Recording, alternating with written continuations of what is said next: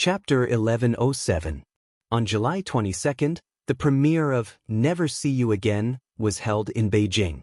This was the first movie of Han Han and Che Yun, the two newcomers in the film industry. It was also the first movie premiere that Poplar Fruit attended. Indeed, in the past, Poplar Fruit didn't even go to the movie premiere, let alone the premiere. Thinking about it, he was really a little happy and excited. Poplar Fruit's family didn't act alone, but followed Wan Hetiany's beasts, Baiku, Teacher Kong, and the others to enter the venue. Zheng Yujie directly booked a Lincoln limousine. This year, Wan Hetiany's momentum was booming, so they couldn't lose out in terms of ostentation. In the car, Zheng Yujie also reminded Kiki, who was a little uncomfortable and was moving the legs of her glasses. Kiki, later, you have to wear the sunglasses properly, and then follow your father, you can't run around. Kiki restlessly twisted her butt. The beautiful princess dress made a rustling sound on Poplar Fruit's Givenchy casual suit. Today, there was such a big group of people moving together, and there was also the bald uncle that she liked very much. Later, they could also watch a movie, so Kiki's excited mood simply couldn't sit still. Because later there will be a lot of people outside taking pictures, the flash of the camera will hurt the eyes. Fang Beibei explained with a smile while holding Kiki's hand. Zheng Yujie was still a little busy now. She still had to communicate with Wan Hetiany's few people about the order of getting off the car, so she didn't have time to deal with the little 100,000 Ys. Later, Daddy will carry you, okay? Poplar Fruit asked as he tidied up Kiki's dress. No, Kiki wants to walk by herself. Kiki shook her head and said, because Daddy won't look good holding the dress. Kiki was quite shameless. Looking at her blinking long eyelashes and big eyes, it was full of love for her dress. Moreover, Kiki didn't look nervous at all, unlike Fang Beibei. Poplar Fruit held her hand, only to find that her palm was sweaty. After the discussion, Zheng Yujie turned around in the car and said to Poplar Fruit, later, I will go out with them, you guys go last. Poplar Fruit was a little surprised and asked with a smile, really? The guest will go last? Isn't this a bit too much? Zheng Yujie's light red lips pursed slightly and she smiled. No, in terms of fame, you are greater than all of us. In fact, you are the trump card of our Wan Hetiany. Letting you go last is also to give the media a surprise. Zheng Yujie looked at Fang Beibei's forehead, which was sweating because of nervousness. She thought about it and waved to Fang Beibei, saying, Beibei, come here, I'll touch up your makeup. In front of such a big occasion, Zheng Yujie didn't care about personal feelings. Although it was a bit awkward to call Fang Beibei by her name, she thought, I won't embarrass you, because it will also embarrass Poplar Fruit. Don't think that I'm trying to be friendly. We're here. Suddenly, Poplar Fruit turned around and saw a long Lincoln parked outside the theater. The red carpet was on the side of the door, and the media had already gathered on both sides of the red carpet, with flashes flashing from time to time. At the entrance of the theater stood a group of people, including Han Han, the lead actors Feng Xiaofeng, Chen Bolin, and others. One person walked out of the crowd and strode toward the Lincoln. It was Che Yun. He was with Han Han and the others today. Compared to the past, Che Yun had changed a lot. Not only was he wearing an expensive suit, but his hair was also shiny and stiff. His temperament when walking on the red carpet was also vigorous. He finally looked like a celebrity. This kid, he doesn't forget his roots. The calling beast whispered softly, but Poplar Fruit heard it.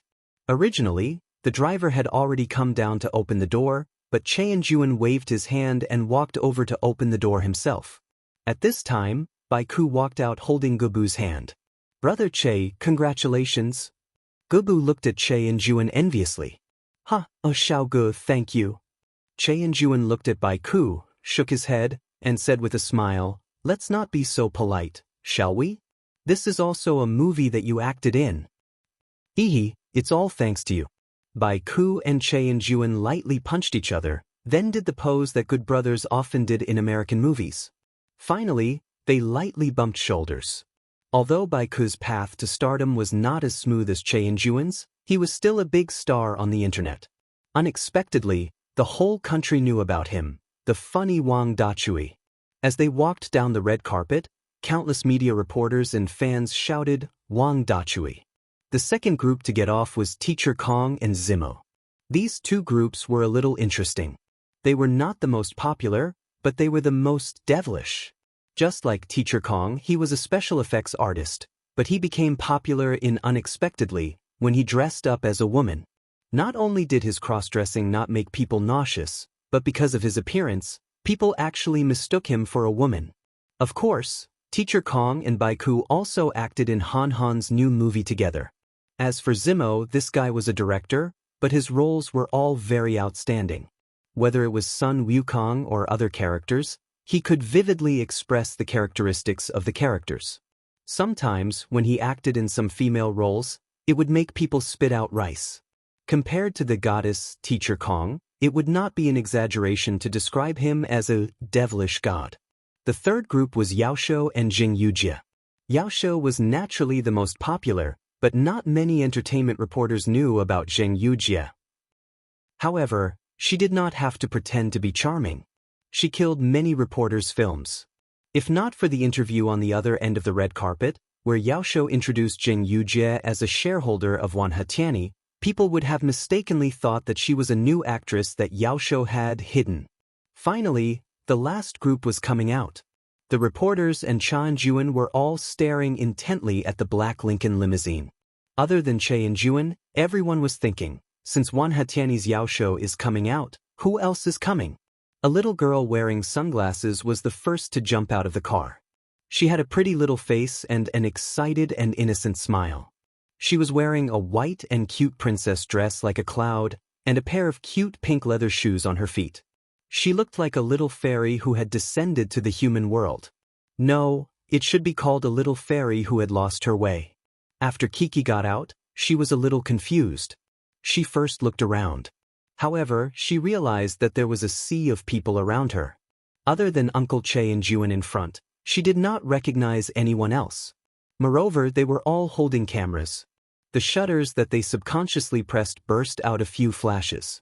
Although the sunglasses did not hurt her retina, Kiki was still shocked. Almost subconsciously, she timidly hid at the feet of her father who had just gotten out of the car. Chapter 1108. He had short hair, a handsome face, and sharp eyebrows.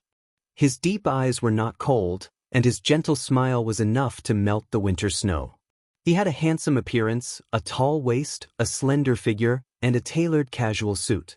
He had an aristocratic temperament, which was fascinating.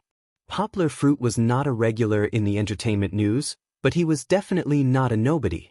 After a second of silence, a reporter exclaimed, and the scene boiled up again. "Poplar Fruit! It's Poplar Fruit!" The reporters were ecstatic and quickly pressed the shutters, and the flash splashed out like a rainstorm of pear blossoms. Who was the most difficult star to interview in the past 2 years? It was estimated that all the entertainment reporters would vote for Poplar Fruit. Although Poplar Fruit firmly believed that he was not a member of the entertainment industry, he used to be a supermodel popular all over the world, and he was also on the happy base camp of Mango TV. The reporters had already classified him as one of their own. Didn't they see the proud look of Poplar Fruit when he reached the top of the superheroes in March? However, Poplar Fruit was indeed very difficult to interview. The reporters could only start from the sidelines, and from time to time, they would report some news about Poplar Fruit. Sometimes, Poplar Fruit would post a few photos of him playing with his daughter, and they would be rushed to repost them. It could be said that although Poplar Fruit had not been in the entertainment industry, there had always been legends about him in the entertainment industry. Why is he here? This question popped up in the hearts of all the reporters, but they soon had an answer. Poplar Fruit. Che and Juan laughed at Poplar Fruit. Wait a minute. Poplar Fruit smiled at him apologetically. He helped Fong Beibei, who was nervous and at a loss, out of the car in a gentlemanly manner, and then turned to hug Che and Juan tightly. There had been rumors of Che and Juan and Poplar Fruit being good friends, but Che and Juan did not use the news to hype it up, so the reporters were not sure. But today, it seemed that the two men were really good brothers. What shocked them was that after Poplar Fruit let go, Che and Juan did something that no one expected. He actually bowed deeply to Poplar Fruit, and even Poplar Fruit was shocked. However, only Poplar Fruit understood what Che and Juan meant. The grace of sparing his life, the grace of recognizing his worth, the grace of guiding him, and even saying that without Yanghua he wouldn't be where he was today. Poplar Fruit's kindness to Che and Juan in the past was engraved in Che and Juan's heart. He knew that Poplar Fruit did not need him to repay anything, and Poplar Fruit did not lack anything, but he had to be grateful. With this bow, everything was conveyed without words. "You don't have to do this." Yanghua patted his arm and pulled Che and Juan up. Smiling, he put his arm around Che and Juan's shoulder and said, "We're good brothers. Why are you bowing?" He. Che and Juan laughed. He looked at Fong Beibei, who was standing nervously at the side, and quickly nodded to greet her. "This is sister-in-law, right?" "Hello, sister-in-law." It was the first time he met Fong Beibei, but Che and Juan was no stranger to Fong Beibei. When he secretly took photos of Poplar Fruit, Fong Beibei was the female lead. "Hello, Brother Che, congratulations." Fong Beibei blushed and shook hands with him. On the other side, Poplar Fruit felt his trousers tighten. He looked down and saw that Kiki, who had said in the car that she did not want him to carry her, was hugging his thigh and looking at him eagerly. Poplar Fruit did not need to ask to know that his daughter was nervous. Yes, how could she not be nervous? Even Fong Beibei had stage fright, and Chi-Chi was still so young that she wouldn't dare to face the gazes of so many people without her father. The reason she said she didn't want her father to carry her was because she was too happy, and she didn't expect it to be such a big occasion. Poplar Fruit squatted down and gently held his daughter in his arms. Seeing that Kiki's tight little face finally relaxed a little, Poplar Fruit smiled brightly. Kiki did not know if she mistakenly thought that her father was laughing at her. She pouted her mouth and stretched out her little hand to scratch her father's face, especially his nose. She even imitated her father, pinched his nose and shook it. Her clear voice passed through the noise at the scene and reached Poplar Fruit's ears. "Papa, don't laugh at Kiki." No matter how scared she was, she could calm down in her father's arms. No matter how noisy it was outside, Kiki seemed to have entered the small space that her father had protected for her. No matter how noisy it was, she turned a deaf ear to it, and her mood became better again. Of course, Poplar Fruit not only had to take care of her, but also took care of Fong Beibei, who had encountered such a big scene for the first time. He gently held Fong Beibei with his empty right hand.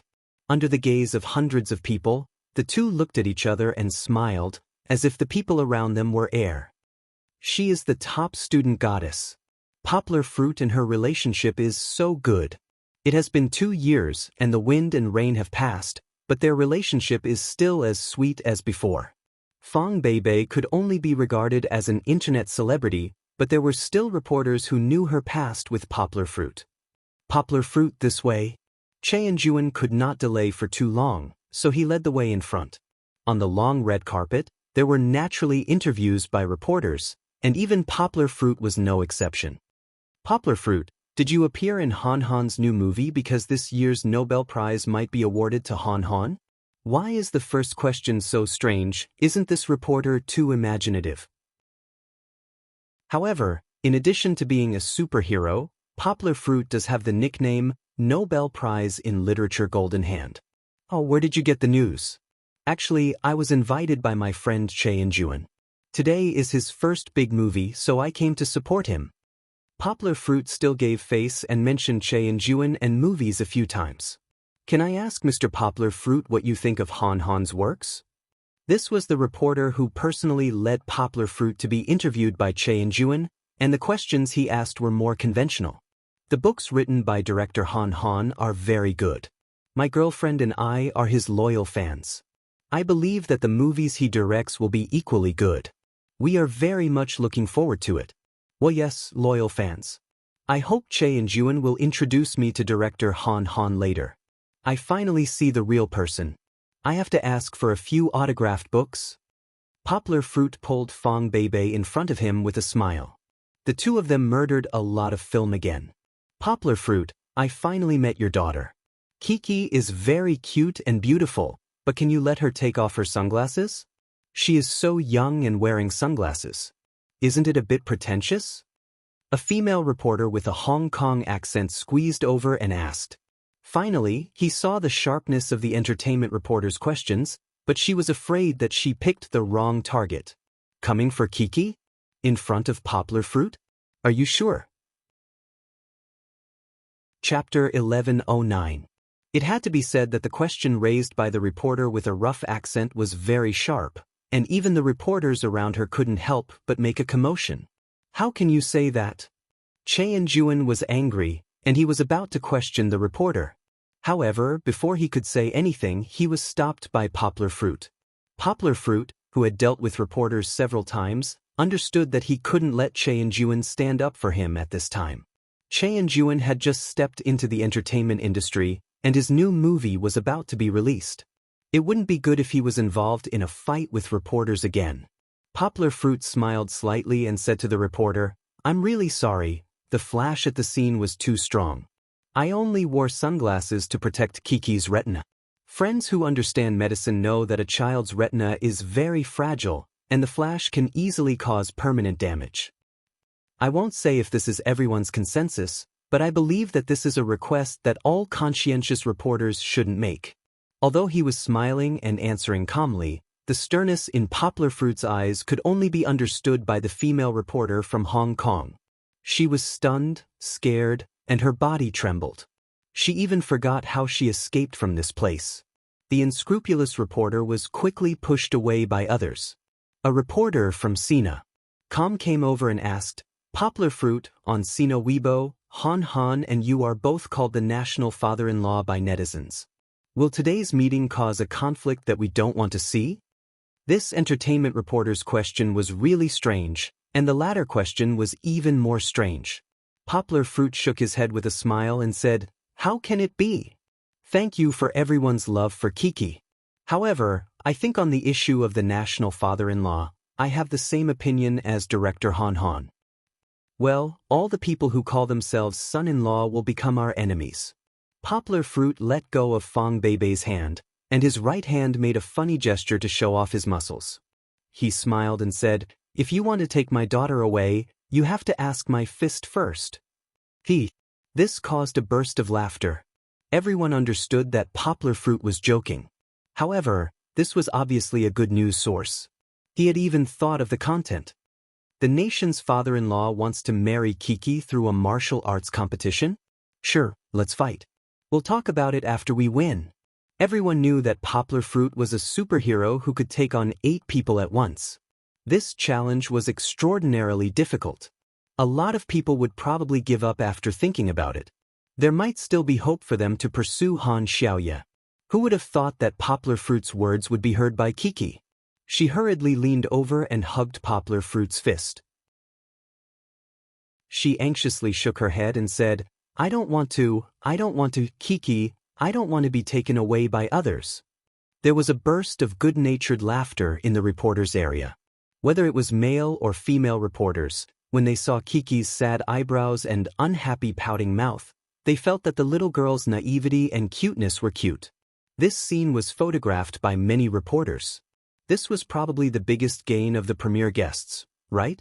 Even if it was not included in the report on the new movie, there would be a small page for Kiki.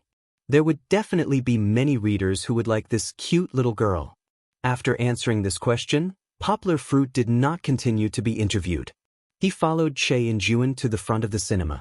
As a new director, Han Han would warmly welcome every guest who walked on the red carpet. As for Poplar Fruit, he showed great enthusiasm. When Han Han heard that Che and Juan wanted to invite Poplar Fruit, he was ecstatic. Although Poplar Fruit's fame was not as famous as Director Du, who would come in person later, rare things were precious. Poplar Fruit, who rarely appeared in public but did have millions of fans, would definitely be a good gimmick if he appeared at his press conference. Really, in order to promote the movie, Han Han also gave up his modesty as a scholar. In addition to the controversy caused by the actor deleting his Weibo, he also posted photos of the set from time to time to whet the fans' appetite. At today's premiere, he also carried the most eye-catching Madagascar in the movie, an Alaskan sled dog with compact facial features. "Director, this is my good brother Poplar Fruit, and this is Han Han." You are all in the literary industry, so you should have a lot to talk about. Che and Juan smiled and introduced them. Hello, Mr. Yang. Thank you very much. Thank you very much for your support. Han Han warmly shook hands with Poplar Fruit. It's really an honor for a superhero to come to my movie premiere. The two did not have much interaction, but they belonged to the kind of young people who were very literary in their bones, especially Han Han. His works could be said to have influenced the generation of the 80s and 90s. You're welcome. Poplar Fruit said with a smile, we should be honored. Director Han Han may not know, but my girlfriend, Fong Beibei, and I are both your fans. Well, I grew up watching your works. Poplar Fruit pulled the shy Fong Beibei out. She blushed and said bravely, in addition to your books, I buy every issue of your magazine, Solo Group. Today, I finally saw the real person. Can you give me an autograph? You don't have to be too harsh on Fong Beibei. She is also at the age of chasing stars, and don't underestimate Han Han's influence on girls of the same generation. Compared to big stars like Feng Xiaofeng, Chen Bolin, and Chen Xiaoan, Han Han actually did not receive as much attention as them in the entertainment industry and more voices of doubt. It was rare that at the movie premiere, a girl not only did not chase after a movie star, but also asked for his autograph as a fan of his books. Han Han was also a little flattered. Is that so? Han Han was stunned and smiled. Thank you for your support. It's not convenient now, but it's okay. After the premiere, I will ask my assistant to send it to you directly. Fong Beibei smiled with satisfaction. She shyly hid behind Poplar Fruit, letting Poplar Fruit and Han Han continue to chat. At this time, Kiki glanced at the meaty Madagascar next to her. Its black and white fur was as cute as a panda, and it immediately captured Kiki's soft heart. Almost forgetting her previous fear of the surrounding environment, Kiki asked her father to put her down, and then pulled her father to Madagascar's side without any explanation. This puppy, which was still a baby, was still young, but it was still very cute at times. It had a chubby face, a big nose, and the lively eyes under its dark eye sockets kept looking at Kiki, who was beside it. What a beautiful puppy! Kiki's eyes lit up, and she excitedly said to her father. She wanted to touch it like Goldie, but she was a little embarrassed to do it, because Madagascar was being led by Chen Xiaoan. Chapter 11:10. The cute Madagascar made Kiki feel as if she had returned to the past, when she was still very young, but the memory was very clear. At that time, Goldie was also as petite as Little Motor. They drank milk together, crawled on the ground together, and then grew up together.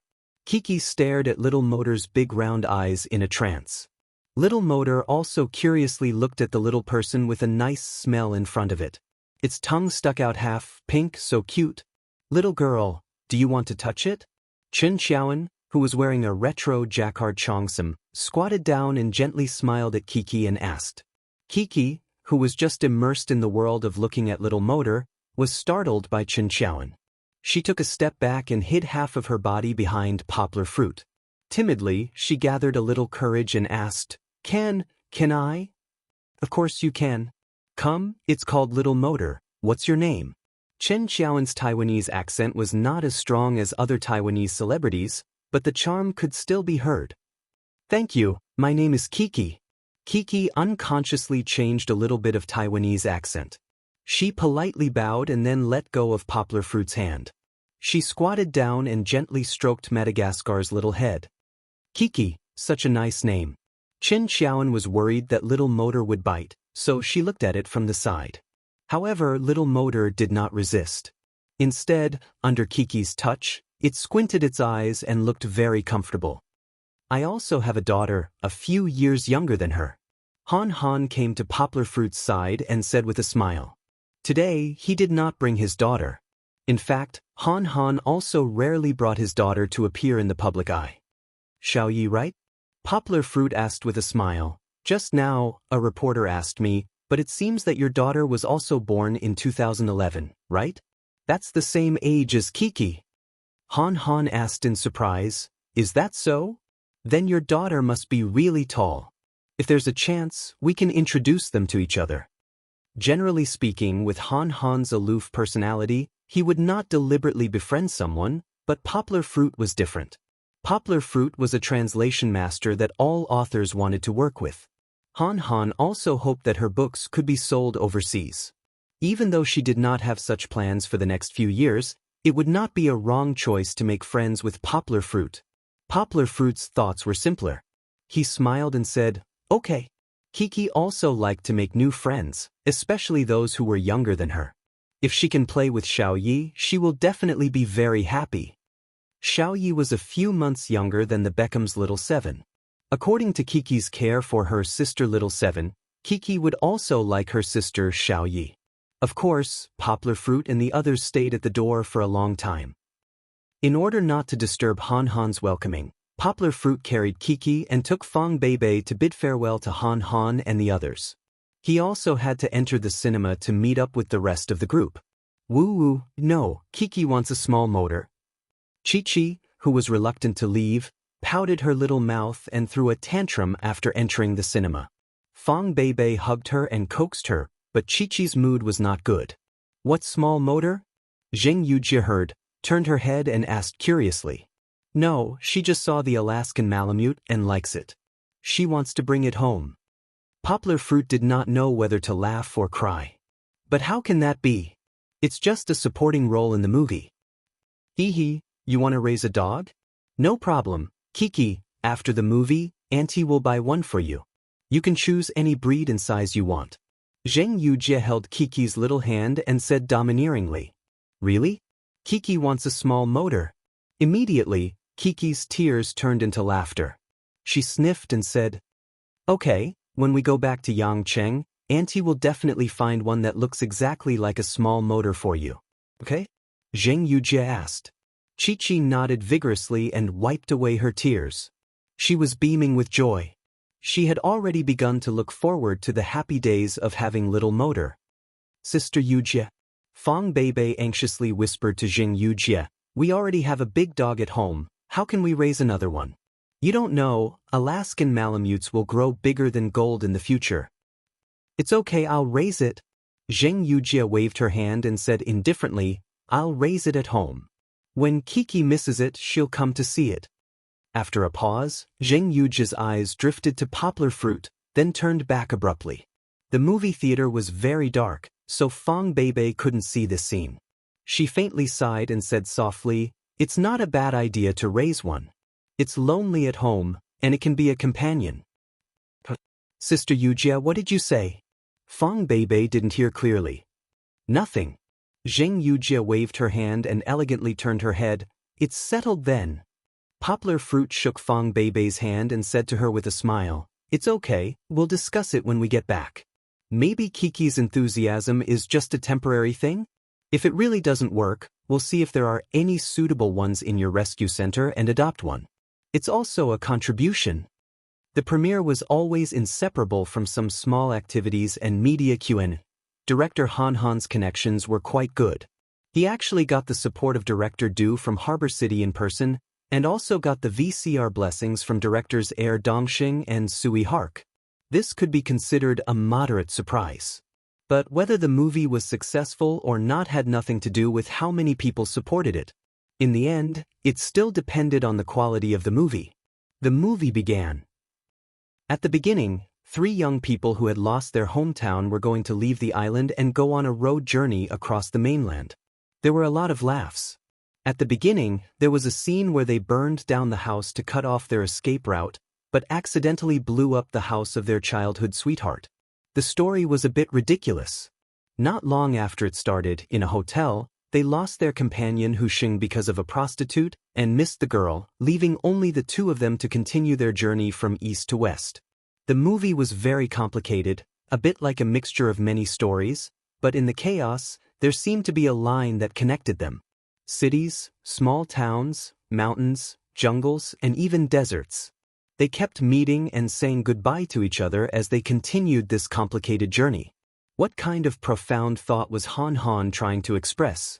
Poplar Fruit was watching and thinking, but not long after, he decided not to waste his time thinking.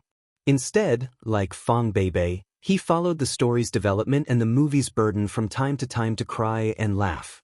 Feng Xiaofeng and Chen Bolan's performances were very outstanding. They portrayed the maverick but failed strong man and the kind and pure but decadent Wenqing Jianghe. The other supporting roles in this movie couldn't leave such a deep impression on the audience. Let's not talk about the guest roles. Bai Ku and Teacher Kong's roles were more high-end side characters, so they were limited by their acting skills. They only had a few minutes of screen time, so it felt like they only showed their faces, but they did not leave much of an impression. Chen Xiaoan played the role of Zhou Mo, Wang Luodan played the role of Su Mi, and Yuan Quan played the role of Lu Yinging. These three female characters actually had different personalities, but they all had an indescribable charm and were memorable in their sadness. However, they were ultimately just supporting roles that passed by and missed out on, and they had too little screen time. Only Cheon-juan's Lu was the only shining point other than the two main characters. Lu was a man like a mystery, a knight who rode a motorcycle around the world. He was a man who was deeply in love with his wife. He was a man with an ideal like Voyager 1. Lu deceived the main characters and even the audience. But just as everyone was moved by his deeds, he suddenly stole the strong man's car and made a big reversal. However, even with this big turn of events, everyone was still unsure about the answer to one question. Was what Lu said about his wife and the pursuit of Voyager 1 true? From another point of view, wasn't Cheon-juan's performance also vivid? 2 hours later, the movie came to an end with Pu Shu's faint sad voice. The song, Ordinary Road, was very appropriate. Although it had been announced on the internet a few days ago, it still made people sigh at the end of the movie. Fang Beibei's tear ducts were shallow. When she saw the ending, she had already shed tears, so Poplar Fruit was taking care of her instead of standing up and applauding. Poplar Fruit knew why she was so sad. But when you say goodbye to someone, you still have to use a little strength. Because if you say one more sentence, it might be your last sentence. If you look at them one more time, it might be your last time. This sentence was not necessarily used between friends. It could also be used for love. Silly. Poplar Fruit hugged Fang Beibei's body and let her lean on his chest. Then he held her hand and said, "We will be together forever. We will never say goodbye." After the movie ended, Poplar Fruit congratulated Cheon-juan and left with his girlfriend and child, because the main characters here were Han Han and Cheon-juan. However, there was a little girl who was still thinking about little Motor. Motor is very cute. Kiki likes its compact facial features. Well, it can play dead. Gold doesn't even know how to play. Chi-Chi, did you notice that Motor has grown bigger? He's so fat and big now. When it grows up, you won't think it's cute anymore. Motor is very cute when it grows up. It's as cute as a panda. If you like Motor, then Gold will be very sad. No way, no way. Kiki also likes Gold very much. Kiki likes Gold and Motor at the same time. Moreover, if Gold has Motor as its friend, it will be very happy. Just like Kiki has little sister Xiaoqi and brother Xiaofeng. The night wind in the capital was a little cold. It blew the little girl's light voice, which floated far in the air. Chapter 11:11. Kiki wanted to raise an Alaskan Malamute like Little Motor, and Zheng Yujie helped her fulfill her wish. However, the Alaskan Malamute that was fostered in Zheng Yujie's house could no longer be called Little Motor. It was an adult Big Motor. Because it grew too big, it was abandoned by its owner like many other pets. Big Motor was rescued by the rescue center at the end of last year from a landfill station. At that time, it had lost all of its fur and was as skinny as firewood. It was not even as heavy as an adult Chinese field dog, and it even had a very ugly skin disease. That was the first time the rescue center had seen an Alaskan Malamute, and they had always registered it as a husky. In fact, adult Alaskan Malamutes did indeed look like huskies. It was only when Fang Beibei took over the rescue center and arranged for the professional veterinarians at the pet hospital to categorize all of the stray cats and dogs for management that the veterinarians gave it a proper name. After 3 months of treatment and care at the rescue center, Big Motor returned to its normal size. However, a large adult dog like Big Motor had a terrifying appetite. If Fong Beibei hadn't taken over the rescue center and had sufficient funds to back it up, according to the standards of the previous rescue centers, Big Motor probably wouldn't have been able to eat until it was half full, and it wouldn't have looked as beautiful as it did now. Regardless, after returning to Yangcheng, after everyone discussed it, they went to Fong Beibei's pet hospital to look for information and found the only Alaskan Malamute in the rescue center. Kiki liked Big Motor at first sight and didn't mention anything about raising Little Motor. Therefore, Zheng Yujie became the first customer of the pet hospital to adopt a stray dog since the establishment of the pet hospital. Yes, because they didn't understand, too many people had a serious prejudice against stray cats and dogs. They felt that stray cats and dogs carried germs, and they were more willing to pay for healthy pets. Isn't that simple? Zheng Yujie gave a few suggestions. First, find someone to write a few articles, mainly to highlight the health of the stray cats and dogs after the treatment at the rescue center, and the kindness of the people who adopted them. Then, spread it on Weibo and WeChat, and everyone will understand after reading it. Zheng Yujie said that there were still experts in writing articles in the publishing company, and she could ask for help if she needed anything. Second, isn't the purpose of your pet hospital to do better public welfare? Zheng Yujie said, if that's the case, then do it more thoroughly. You can do a free physical examination for the adopted stray cats and dogs and cats, and even waive the medical fees. Her suggestion finally helped Fong Beibei draw the final blueprint of the pet hospital. Then the website's website, and Fong Beibei. Not only to categorize the stray cats and dogs, but also allow people to click on clicks to know more about the status of the stray cats and dogs and cats to pet to be, not only to categorize the categories, but also, and clicks, so. To make it so that people could click on click ants. If possible, they could further develop a WeChat public account to make it smarter and more convenient for the target customers to find the pets they wanted to adopt. Zheng Yujie's suggestion was very good. After her analysis, Fong Beibei quickly found a breakthrough between the pet hospital and the rescue center. Especially the articles, because Fong Beibei used real photos and cases. Once published, it touched countless netizens and was forwarded tens of millions of times, thanks to some internet celebrities. And the last sentence, if you love, please love deeply.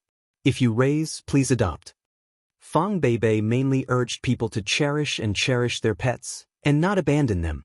It improved the situation of pet abandonment from the source, and to a certain extent, strengthened the hearts of many families who wanted to adopt pets. Although adoption was not so popular that the demand could not meet the demand, Fong Beibei's public welfare project was finally on the right track. More and more poor dogs would find families who would care for them until they were old. Of course, this was all in the future. Zheng Yujie adopted Big Motor home. Although it was mainly for Kiki, Big Motor still made a lot of changes in her life. In the past, she would devote most of her time to work, and her personal space would be severely compressed because of the major events and chores of the publishing house. With Big Motor, Zheng Yujie's work schedule became more regular. Except for some meetings and busy projects that couldn't be changed, she handed over all the trivial matters in the publishing house to her assistant. Every day, she would make time to walk Big Motor. Alaskan Malamute was a docile dog that did not like to bark very much. Compared to the husky that looked very similar to it, it was more honest and steady, while the latter was super neurotic. Its personality is very similar to yours. It cares about its family, is considerate, and doesn't bark. When you are tired, you can even lean on it. One day, Poplar Fruit came to see Big Motor with Kiki. Zheng Yujie sat on the side and chatted with Poplar Fruit. She spoke softly like an artistic youth reading poetry. On the other side, Kiki was happily rolling around on Big Motor.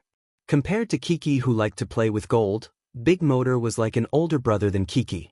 It turned its head and looked at her meekly, letting Kiki use it as a sofa. Poplar Fruit knew that Zheng Yujie's words had a hidden meaning, but he could only smile bitterly. This is also good. When I come home, I have a companion. When I miss you, I can look at Big Motor. I am satisfied. Zheng Yujie continued to say. Looking at Big Motor's eyes, what was reflected was Poplar Fruit's figure. I am not a dog. Poplar Fruit scratched his head. You are worse than a dog. Zheng Yujie softly snorted and said with sarcasm, "Do you think I really don't care in front of you? I miss you so much that I want you to come out and accompany me, but you refuse to come out. Fortunately, there is Big Motor. When I hide in the quilt and cry, it knows to come over and pat my shoulder." Poplar Fruit was silent. He also felt uncomfortable listening to it. But as he said before, love is never fair, and it is impossible to divide it into two halves. If you choose one, you are bound to hurt the other. Fortunately, Zheng Yujie only complained intermittently. After a while, she changed the topic and asked Poplar Fruit to cook a meal for her. "You didn't buy any vegetables?" Poplar Fruit wanted to say, "Why don't we go out to eat? There are some in the fridge. I asked the nanny to buy them." Zheng Yujie pouted her lips, hinting him. "But I still have to go home to eat later." Poplar Fruit scratched his head. "It's okay. I just want you to watch me finish eating before you leave," Zheng Yujie said in a firm tone. Poplar Fruit looked at Kiki, who was still playing with Big Motor and had no intention of going home. Thinking about the guilt in his heart, he stood up and walked to the kitchen. Zheng Yujie also stood up, but did not go in. She just leaned against the door and looked at him. Poplar Fruit composed himself and began to think about what kind of beautiful and delicious dishes to make for Zheng Yujie. Consider it as making up for it. Poplar Fruit thought. And why does it feel like something is wrong? Forget it. If something is wrong, then something is wrong. It's not an excessive request, right? Chapter 11-12. In the middle of August, Poplar Fruit's cooperation with the student union representatives from various universities came to an end. There was still half a month before school started. Poplar Fruit welcomed a rare short holiday. If it was according to the previous arrangements, Poplar Fruit would take Kiki on a trip during the summer vacation. However, it seemed that there was no time now. Plus, he had not been home for half a year. His parents were always saying that they missed their granddaughter. Therefore, Poplar Fruit decided to take Kiki back to his hometown. Fang Beibei did not participate in any competitions this year. Therefore, she had plenty of time and would go back with them. Speaking of which, time flies. In the blink of an eye, Fang Beibei was almost in her 4th year of university. When Poplar Fruit first met her, Fang Beibei was not in university yet. Their love had already lasted for 2 years. Many students who were about to enter their 4th year of university would have to face life choices again. For example, Poplar Fruit was busy applying for jobs for the whole year. Every day, he would be as tired as a dog when he came back. He would look at the empty 3-party agreement and feel anxious. However, Fang Beibei did not need to go through such a difficult journey. She had won 2 special prizes in the American Mathematical Modeling Competition and participated in the research projects of academicians. Such qualifications were enough to guarantee that Fang Beibei would be qualified for postgraduate studies. Moreover, if Fang Beibei was willing to spend some time tutoring in English, she could even get into a famous foreign university. At the very least, the 2 best universities in Beijing would be willing to give her a place in postgraduate studies. However, Fang Beibei and Poplar Fruit were the same. They both chose to stay in their alma mater and stayed in Guangdong province. Maybe I can have a better development in other schools. But didn't you say that? As long as it's real gold, it will shine when we put it there. Fang Beibei told Poplar Fruit when she made the decision. Last year, around this time, Poplar Fruit and Li Zichao had an ultimate competition. As a result, he saved the innocent Duan Xueqing, and the man who loved the Duan Xueqing wrongly, Pai Dinwan, risked his own life to kill Li Zichao. It was also because of that incident that Poplar Fruit's life returned to normal. He no longer needed to be on guard against any schemes that popped up out of nowhere. Of course, the Li family would not let this matter rest. It was Zheng Mingxing and He Jioming who bore the brunt of the Li family's anger. Perhaps if Li Zichao had not appeared, Duan Xueqing would not have become a little crazy because of Pai Dinwan's death. Although she was not really sick, Poplar Fruit had visited her and she still had not recovered from that incident. However, if Li Zichao had not been there, would Pai Dinwan have appeared? Perhaps he would? If they were destined to be tied together in this life, even if there had not been that accident, perhaps they would have met on the street. The man was high, the woman was indifferent. But the man would continue to chase after her. Perhaps because of a cup of hot tea, the iceberg would melt. Without Li Zichao, there would not have been the first and second periods of pain.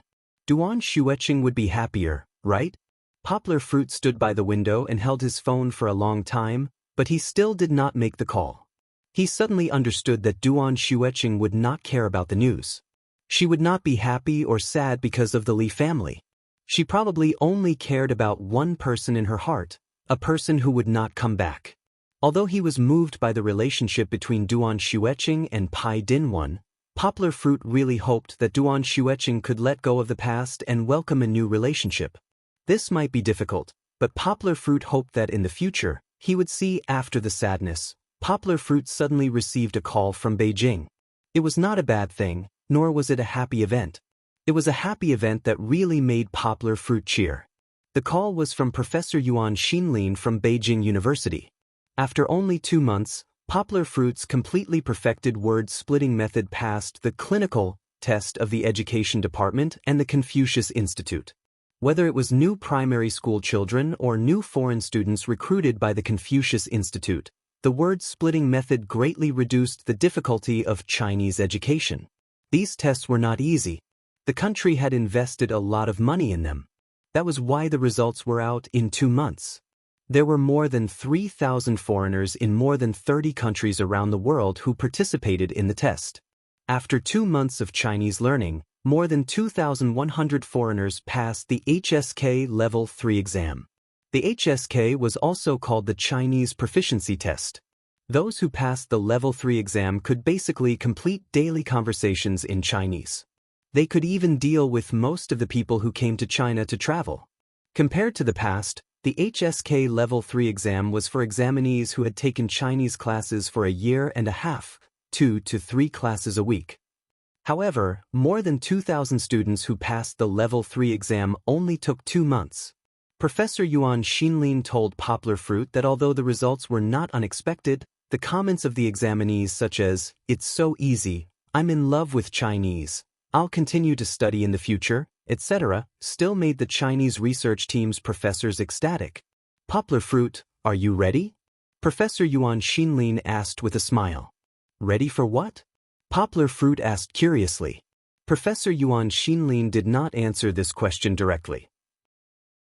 Instead, he said, "In September, 475 Confucius Institutes and 851 Confucius classrooms around the world will undergo a comprehensive reform. All teaching materials will be replaced with teaching materials based on the theory of the word-splitting method." Poplar Fruit, are you mentally prepared for the word-splitting method you invented to be tested by people all over the world? Professor Yuan Xinlin asked seriously. Poplar Fruit's expression turned serious. He said seriously, "I'm ready.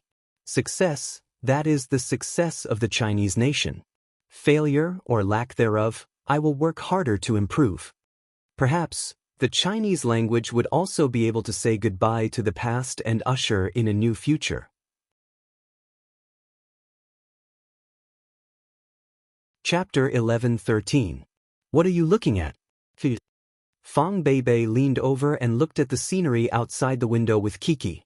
There were fields with all kinds of fruits and vegetables in the southern land. In the distance, there were short but green mountains. The trees that protected the road flashed in front of their eyes. It was like a movie, showing the beautiful scenery of nature and the mountain village in front of them. Kiki misses Grandpa and Grandma. Kiki said in a melancholy voice, and Brother Jiren Fu. Since Poplar Fruit said that he would take her home, Kiki's homesickness surged. No one knew why her little head was filled with the sadness that only adults would have. "Aren't we going home to visit them now?" Fang Beibei helped Kiki tidy up her messy long hair and said gently to her, "In a while, we will go back to our hometown and see Grandpa and Grandma." "Mama, do you think Fu will welcome Goldie home?" Kiki turned her head and asked. Goldie, who was lying on its stomach in the third row, raised its head and looked at its little master in confusion. It was very happy when it got in the car, because it hadn't traveled with its masters for a long time. It wriggled excitedly for a few hours and only took a break now. "Of course," Fang Beibei said with a smile, "Goldie and Fu are as kind as Kiki." They will definitely like each other. How can they not welcome each other? At this time, Poplar Fruit, who was concentrating on driving, said, "We are almost at the county town." Really? Kiki's mood suddenly rose. She turned her head and looked out of the window with her big shining eyes. The Land Rover passed the toll station, and Poplar Fruit began to drive off the highway to the county town. After making a turn in the county town, they could turn into the county road back to the village. What is this? Poplar Fruit was dumbfounded as he looked at the newly built cultural square in front of him. There was a large group of people standing there.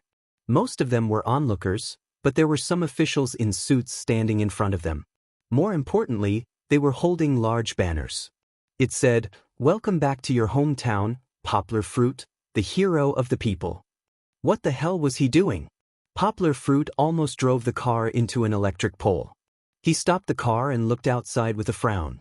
Then he told Fong Bebe and the others to stay in the car. He opened the door and got out. Poplar Fruit can't refuse. The leader of the party is Yang Rong, and there are a lot of leaders behind him. Poplar Fruit must respect them. She didn't know how they found out about her return. Perhaps it was her family who spread the news. However, it seemed that her family was kept in the dark. Otherwise, her sister and brother-in-law would have told her about it. "Welcome, welcome. Poplar Fruit, I'm looking forward to seeing your hometown." Yang Rong came over with a smile and said to Poplar Fruit. He took a bouquet of flowers from a primary school student next to him and handed it to Poplar Fruit. Immediately, a lot of people who looked like reporters ran over and took photos of them with their cameras. "Secretary Yang, what are you doing?" Poplar Fruit frowned and shook his head. He asked with a wry smile, "I'm not a big shot. Why are you making such a big scene?" "Of course, I have to welcome you grandly." Yang Rong didn't seem to hear the dissatisfaction in Poplar Fruit's words. He laughed and said, "You don't know how proud we are of you after you become the hero of the people?" Poplar Fruit looked around. However, there was no pride or joy like Yang Rong said. It was just the behavior of the group of officials in front of him. The onlookers were more curious and confused. It had been 5 months since Kuan-ming's incident in March. It was enough for his name to fade from people's memories. This was also the reason why Poplar Fruit had been keeping a low profile. The media rarely mentioned him. But why did Yang Rong make such a big scene? Poplar Fruit seemed to have understood something. He went to talk to his family about the changes in his hometown. Yang Rong told Poplar Fruit that his hometown hadn't changed much. Yang Rong's new road not only didn't become a dragon that drove the county's economy to take off, but it was gradually abandoned because not many businesses moved in. He built the county's cultural square to completely change the appearance of the county and attract more tourists. However, he didn't succeed. Instead, it became a good place for aunties to do square dancing at night. However, Yang Rong saw it one day and arranged for the police and urban management to drive the aunties out. He said that it would affect the city's appearance and made the people complain. Yang Rong had been in charge of the county for more than a year. He had been anxious to make political achievements, but his political ideas were not practical. He tried to use real estate and tourism as a breakthrough. Unfortunately, the spending power of the county was limited. Most people couldn't afford and didn't need to buy more houses for investment. Therefore, most of the county's financial expenses were thrown into the water. They didn't really implement it and didn't really benefit the people. Not only in the county, but also in the higher-ups, doubts about Yang Rong gradually increased. Yang Rong's state of mind became more and more anxious. The more anxious he was, the more impatient he was to do some practical things honestly. Instead, he was thinking all day long about finding another way to do something evil. Now, there was something wrapped in a red cloth in the middle of the square. It was surrounded by lanterns and decorations, making it very conspicuous. All of this made Poplar Fruit feel a little uneasy. "Ha, Poplar Fruit, you also see this, right?" Yang Rong stepped forward and affectionately held Yang Gu's hand. Without any explanation, he led him to the other side, showing that they were good brothers. However, Yang Gu's brows were tightly knitted. He could only helplessly follow along. Several cameras of the county's television station had been filming from all directions. They even made some movements to record the program. Today, our people's hero returns to his hometown. It is also the day of the completion of our county's first people's hero sculpture. It is a joyous day for the people of our county. A stage was set up in front of the big red cloth. A host was standing on it and speaking loudly. Wait! Poplar Fruit stopped. He didn't want to go on the stage again. He looked at Yang Rong angrily. Secretary Yang, what are you doing? Poplar Fruit, how can you say this is a joke? Yang Rong laughed and said, this is your hometown's recognition of your contributions. Poplar Fruit's face darkened. He looked at the large stone tablet in front of the red cloth. It was engraved with his battle record of stopping 8 terrorist thugs at Kunming train station. It was obvious what the 2-story tall sculpture covered by the red cloth behind it was. Secretary Yang, I'm sorry. Please forgive me for not recognizing your approach. Poplar Fruit finally couldn't help but shake off Yang Rong's hand. He said loudly, I don't think I've done anything worthy of my hometown's people to build a sculpture for me. And I believe that this sculpture doesn't represent the wishes of my hometown's people. What you're doing is a waste of money and manpower. Yang Gua shouted these words in a powerful and resonant voice. Then, under the dumbfounded gaze of the group of officials, he turned around and left. Poplar Fruit drove away, leaving behind a gloomy Yang Rong. The reporters and the television station looked at each other in dismay. He left behind the crowd that was laughing and even cheering loudly. He left behind the red cloth that was so bright that it made people feel that it was ironic. Chapter 11:14. Poplar Fruit left Yang Rong, the county head, in the cultural square under the watchful eyes of the public. As for what happened after that, Poplar Fruit did not know. He had already brought Fong Beibei and Kiki home. Returning to her hometown, Kiki was naturally overjoyed. As soon as she got out of the car, her pleasant cries of "Grandpa" and "Grandma" spread throughout the courtyard. Kiki, who had a sweet mouth, made the wrinkles on Yang Tai and Su Jinfeng's faces bloom. In the past 2 years, the family was willing to spend money. After many renovations, the courtyard was not as dirty as the other houses in the village. Instead, it was orderly and tidy, like a small garden. As soon as Gold got out of the car, a few chubby yellow puppies came out of the small garden. They dared to surround it and even barked, as if they had learned to protect their homes since they were young. Woof! Fu, who had already become a dog mother, rushed back from Poplar Fruit's side and stared at the uninvited guest, Gold. However, Gold was very friendly. It walked around with Fu, and the 2 dogs sniffed each other's scent. Fu, Gold, you two have to be good friends, Kiki said without raising her head. She broke free from her grandparents' side and happily pounced on the 3 puppies. She was in a really good mood. They were born at the beginning of this month. Yang Tai explained to Poplar Fruit with a smile. I gave birth to 5. I gave one to the 3rd uncle in the village, and the kid next door also took one away because he liked it. Poplar Fruit smiled, but he was still worried in his heart. Looking at this, could it be that he wants to take 2 more home? Kiki was temporarily put aside. Not long after Poplar Fruit came back, Yang Chongguan arrived with Yang Ping and Yang Linjie in his car. This summer vacation, the family's factory had selected the best employees and sent them to Nanhu province for a holiday at the company's expense. Yang Chongguan had just returned not long ago. These days, Yang Linjie had been playing with his grandparents. Poplar Fruit, I heard that you embarrassed Yang Rong at the square? Yang Chongguan asked happily. Brother-in-law, you know? Poplar Fruit looked up at him and asked. Speaking of this, Poplar Fruit was unhappy. Of course I know. How big is our county town? My friend will call me right away. Yang Chongguan laughed. Poplar Fruit frowned and asked, so you knew about this statue from the beginning? Yang Chongguan waved his hand and said, no, I don't know. Why wouldn't I tell you if I knew? Su Jinfeng and Fong Beibei came over. After she understood what Poplar Fruit and the others were discussing, she raised her eyebrows and snorted. I was wondering what was going on. So it was about the statue. Last month, someone came to me to discuss this matter and said that he wanted me to pay for it. Mom, you knew about this? Poplar Fruit asked in surprise. Then you paid for it. Why didn't you discuss it with me? Why would I pay for it? Su Jinfeng said angrily. You silly child. Why don't you think about it? He's not dead yet. Why would he put up a statue? I scolded the person who came.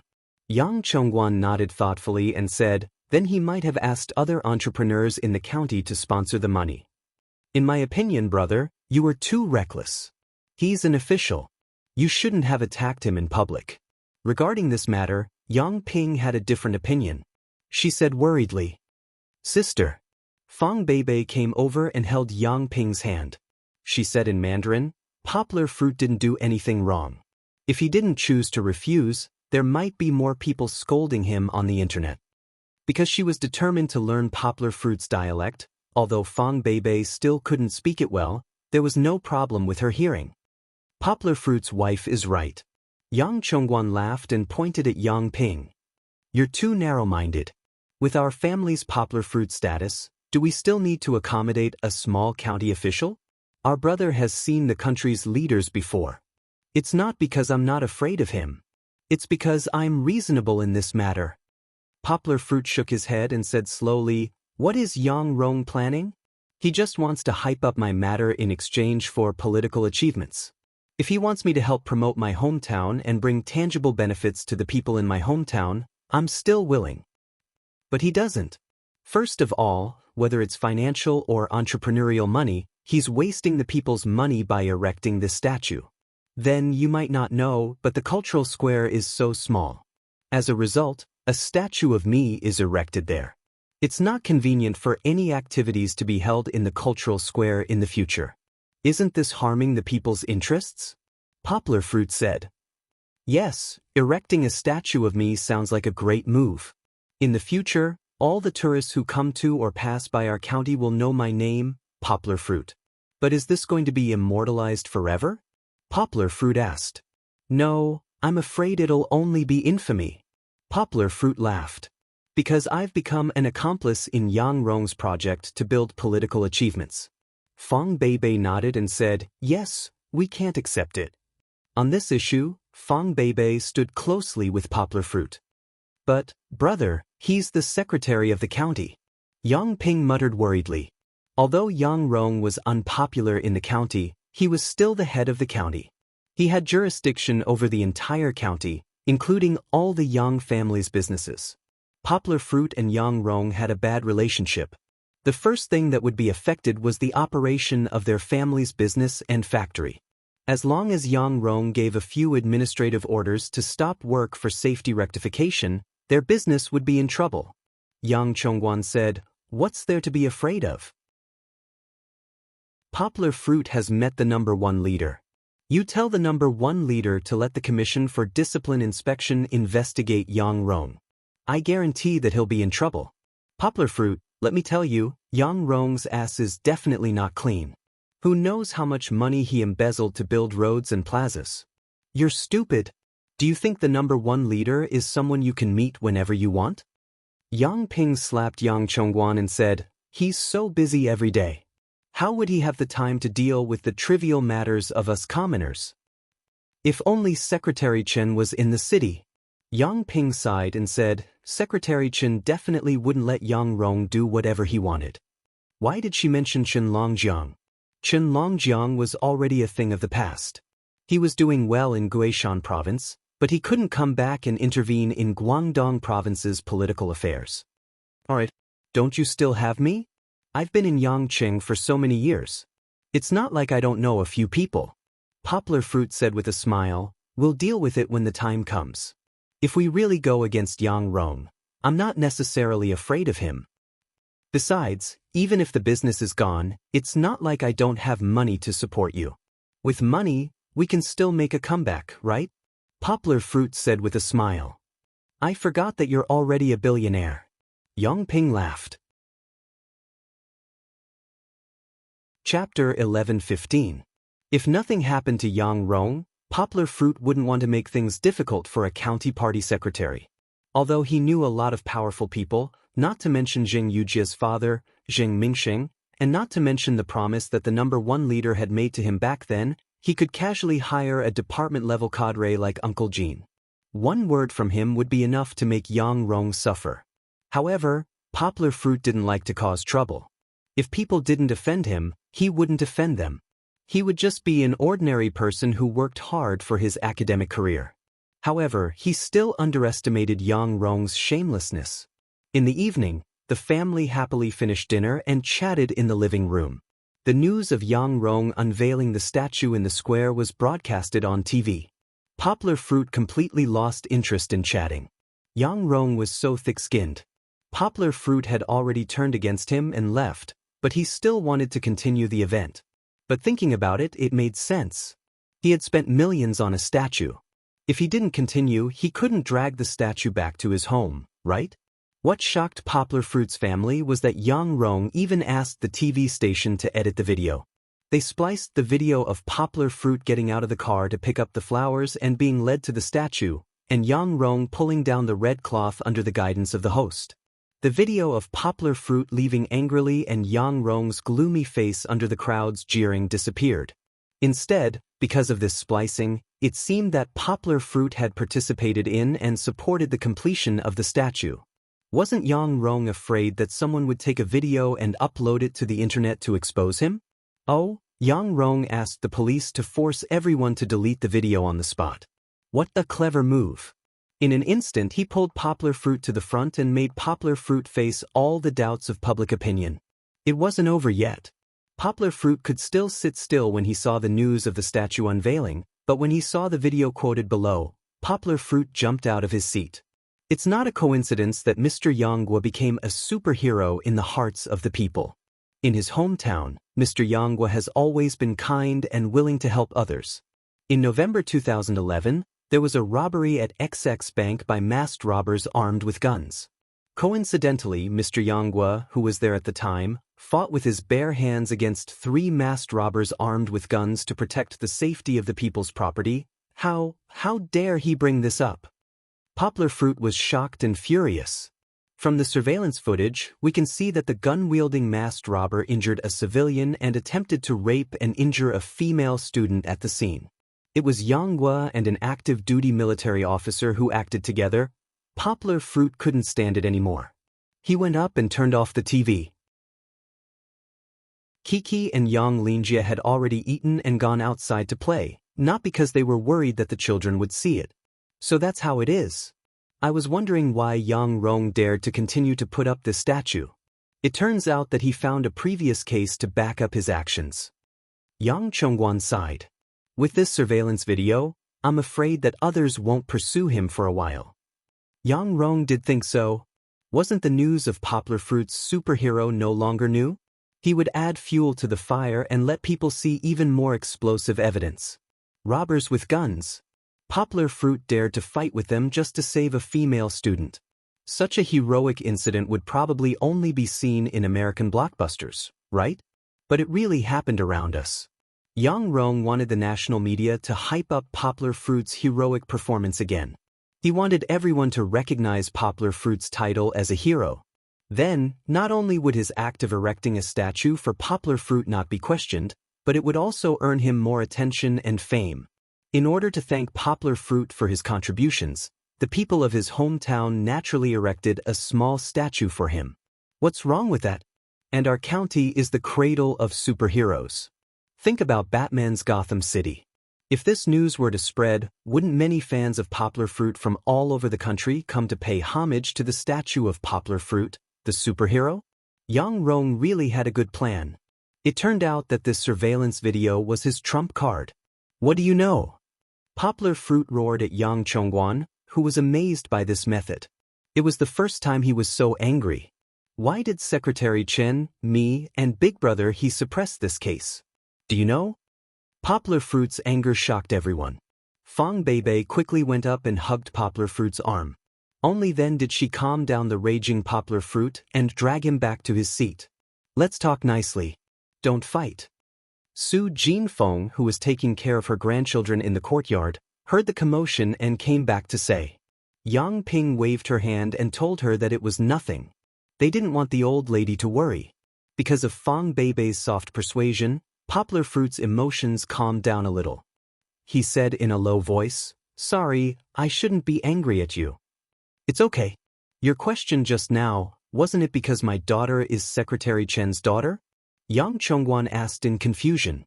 Poplar Fruit shook his head with a bitter smile and said, "No, if it was only because of this, there was no need to suppress the case and hide it. Wouldn't it be fine if the news didn't report the girl's situation? In fact, this case didn't go through our county's police. It was directly taken over by the provincial department." Poplar Fruit asked, "Do you know why?"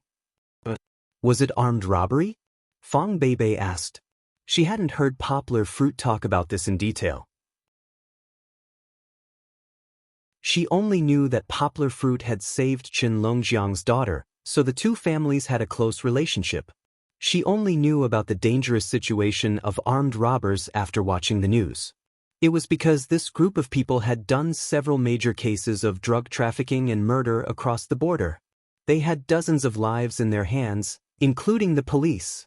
The robbery in our county was their last resort before they escaped, Poplar Fruit said solemnly. He had always known about it, but he didn't say it because he didn't want his family to worry. None of the 3 robbers who came in at that time ran away. 1 was dead and 2 were injured. Of course, the injured one was later sentenced to death and shot. Poplar Fruit didn't say it out loud, but he said, later on, the investigation found that there was another robber outside. Until now, we still haven't caught him. Poplar Fruit said solemnly, there's information that shows that he has secretly escaped to a foreign country. At that time, I remember that they were speaking Thai, but the police and the Thai police couldn't find him. It's very likely that he has changed his name and is hiding somewhere. I understand now. Back then, this case was covered up to protect us. Yang Chongguan had been in the army, so his reaction was faster. He immediately said, I'm worried that the person who escaped will come back for revenge. Poplar Fruit was silent for a while, then nodded solemnly. Chapter 11:16. In his hometown, Poplar Fruit had been on tenterhooks for half a month. However, on the surface, it seemed to be peaceful, and he did not encounter any of his old enemies. Even before leaving his hometown, Poplar Fruit drove around the county, and even with his sensitive sixth sense, he did not feel any danger. Perhaps it was a false alarm? After 3 years, those gangsters had probably forgotten their old hatred. Perhaps they had already been captured by foreign warlords and killed in the mountains. Therefore, after the bodyguards arrived, Poplar Fruit said goodbye to his parents, and left his hometown with Fong Beibei and Kiki. Yang Rong, who probably did not know who he had offended until his death, received the punishment he deserved. He had embezzled more than 10 million yuan, which was enough for him to spend the rest of his life in prison. Poplar Fruit did not add insult to injury. In his eyes, Yang Rong was not an enemy. He was just a rat shit that ruined a pot of porridge. He did not need to spend any more effort to get rid of him. The night before returning home, Kiki was reluctant to part with Ah Fu's puppies. She could not sleep the whole night, and kept talking to Poplar Fruit about bringing the puppies home. They could no longer keep pets at home. If they asked, Fong Beibei still had a pet hospital as their base. Wouldn't Kiki have to bring the cats and puppies home every day? In the end, Fong Beibei carried Kiki outside to look at the stars and talk to her. Fong Beibei knew that Poplar Fruit was nervous these days, so he did not have the patience to persuade Kiki. Kiki, why do you want to bring Huang and the puppies home so much? Fong Beibei asked gently. Because Huang is super cute. Kiki likes Huang, and Huang also likes to play with Kiki. Kiki pouted, playing with her fingers, and said unhappily. Poplar Fruit's tough attitude just now made Kiki feel very uncomfortable. But Goldie is still young. Fong Beibei thought for a moment and said, they're still young and don't know how to live independently. It's hard for us to take care of them. Even Gold is small. Kiki pouted. She was not so easily fooled. She said, in the past, Goldie grew up with Kiki.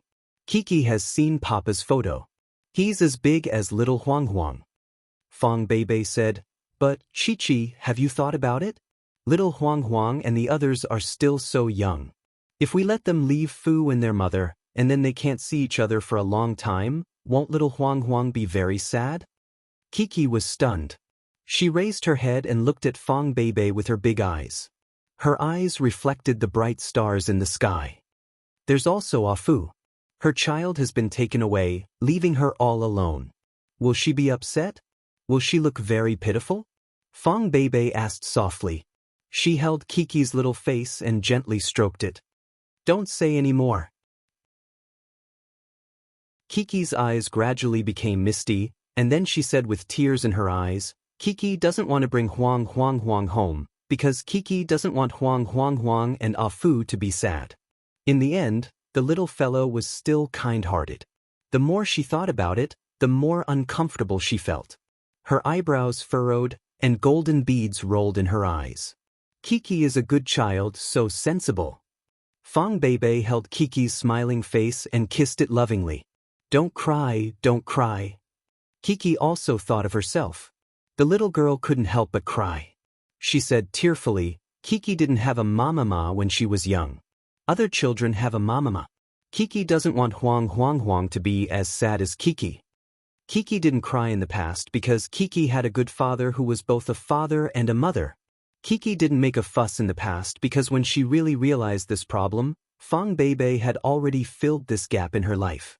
Kiki didn't express it in the past, but in fact, Kiki had always understood. Fong Beibei was a little shocked, and her eyes were a little red. She hugged Kiki and said with heartache, Yes, don't you have a mother now? Mom has already promised your mother that she will love you well. Every time they came back, Poplar Fruit would take Kiki to pay respects to Kiki's birth mother, Wuyu. He didn't ask Fong Beibei to go with them, but Fong Beibei asked to go every time. Fong Beibei liked Kiki and treated Kiki as her own.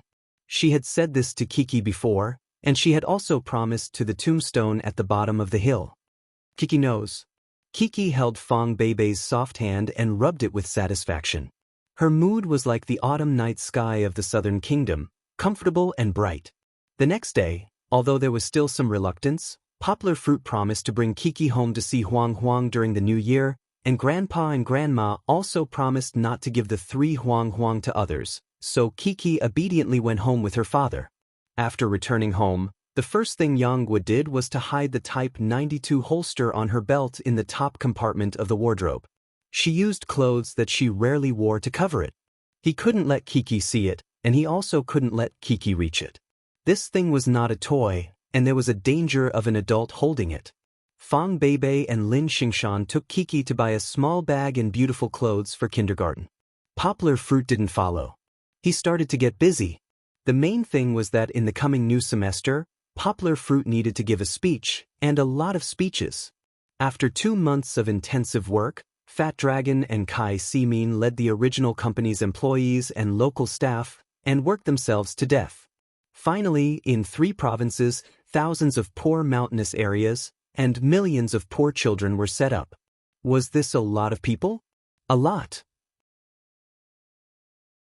But compared to the national shortfall of nearly 500 million poor children, a few million really wasn't a lot.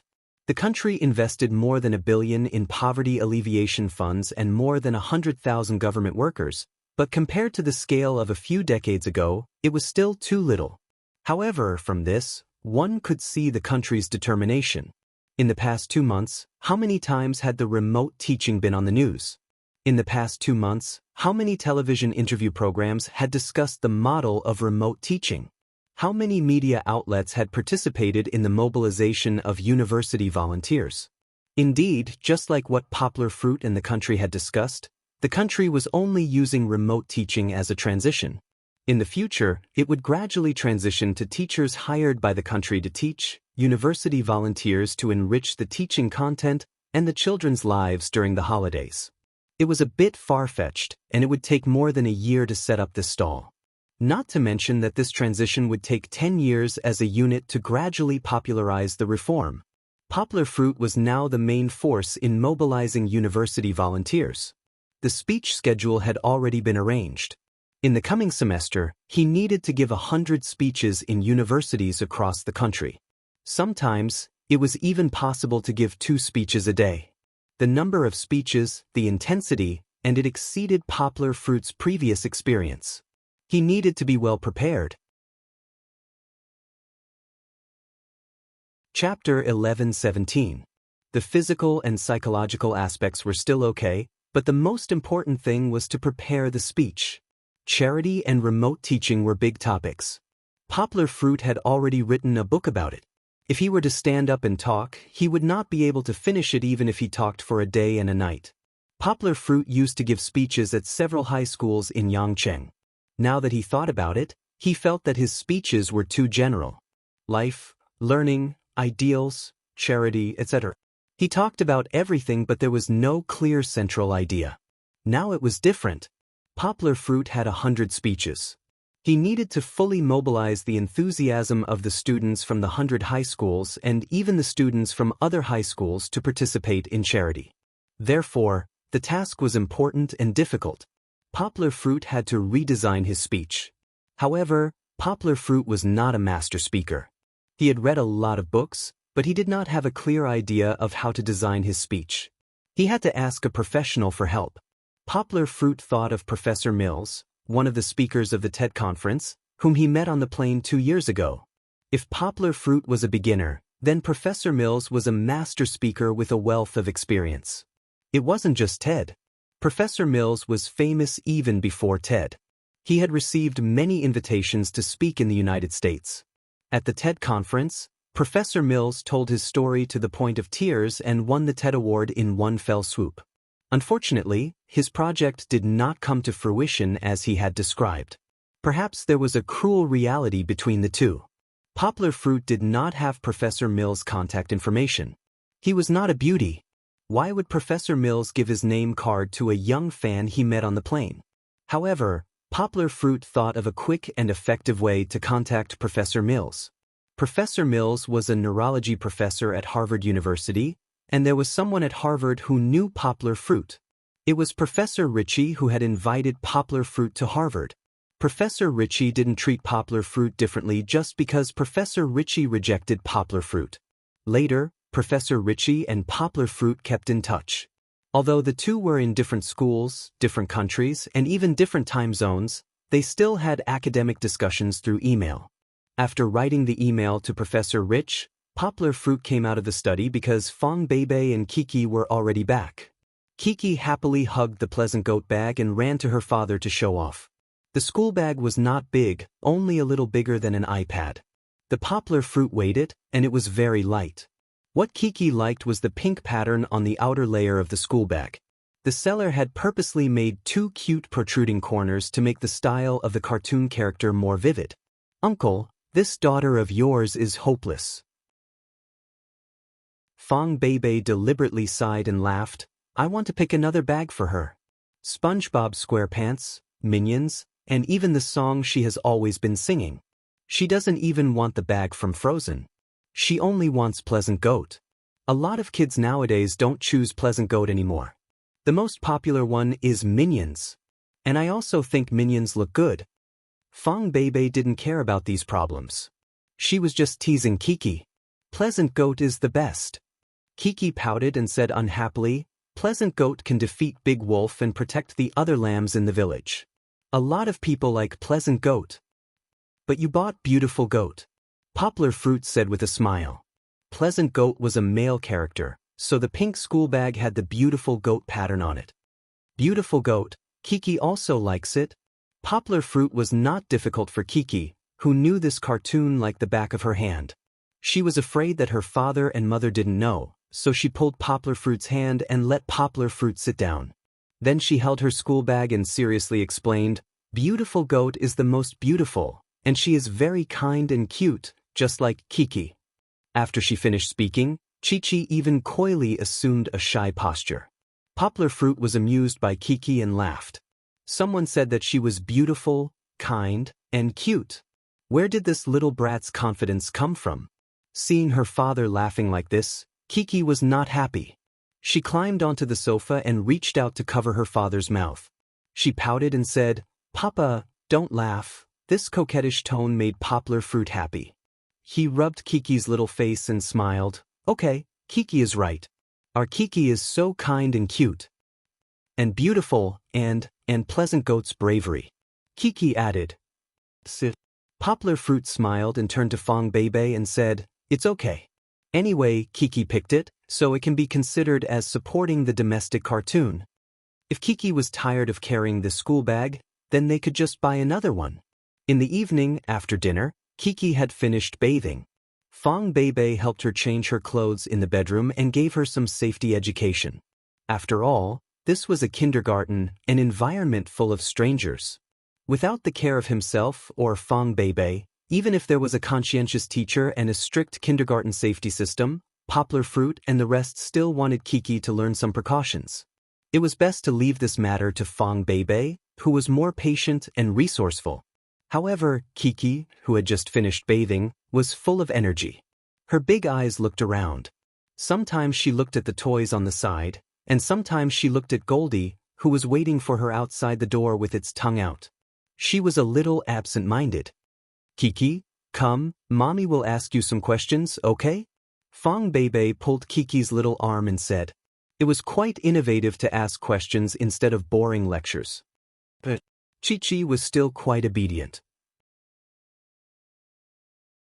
It was just that the way she looked left and right had already revealed her inner desire to leave and play. Poplar Fruit stood at the side and looked at it funny. Goldie crawled at his feet. Fong Beibei had already started to ask, if there is a stranger who comes and asks you, say, Kiki, I have a piece of cake here, do you want to eat it? What will you say? Fong Beibei, in order to act more realistic, even stretched out her hand. Kiki was absent-minded, but when she heard about the cake, her eyes immediately lit up. She giggled, nodded, and said, okay, Kiki wants to eat the cake.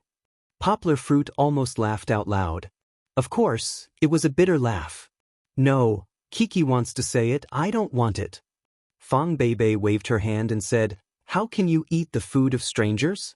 Isn't that right?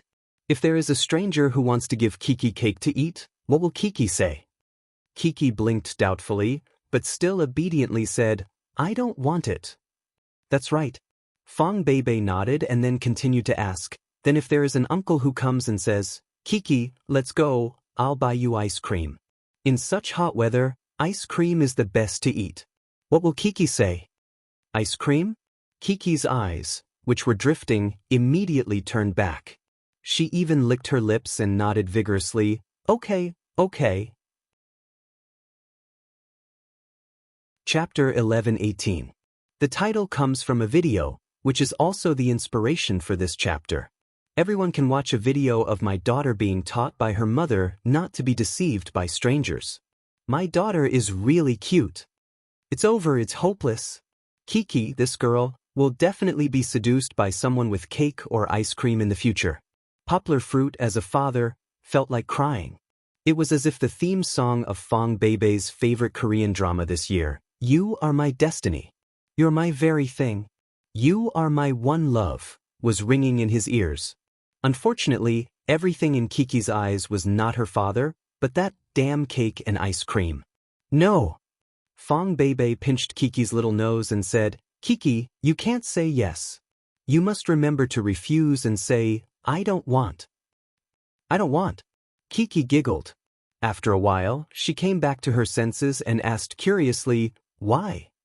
Because it's very likely that the person who wants to buy the cake and ice cream for Kiki is a bad guy.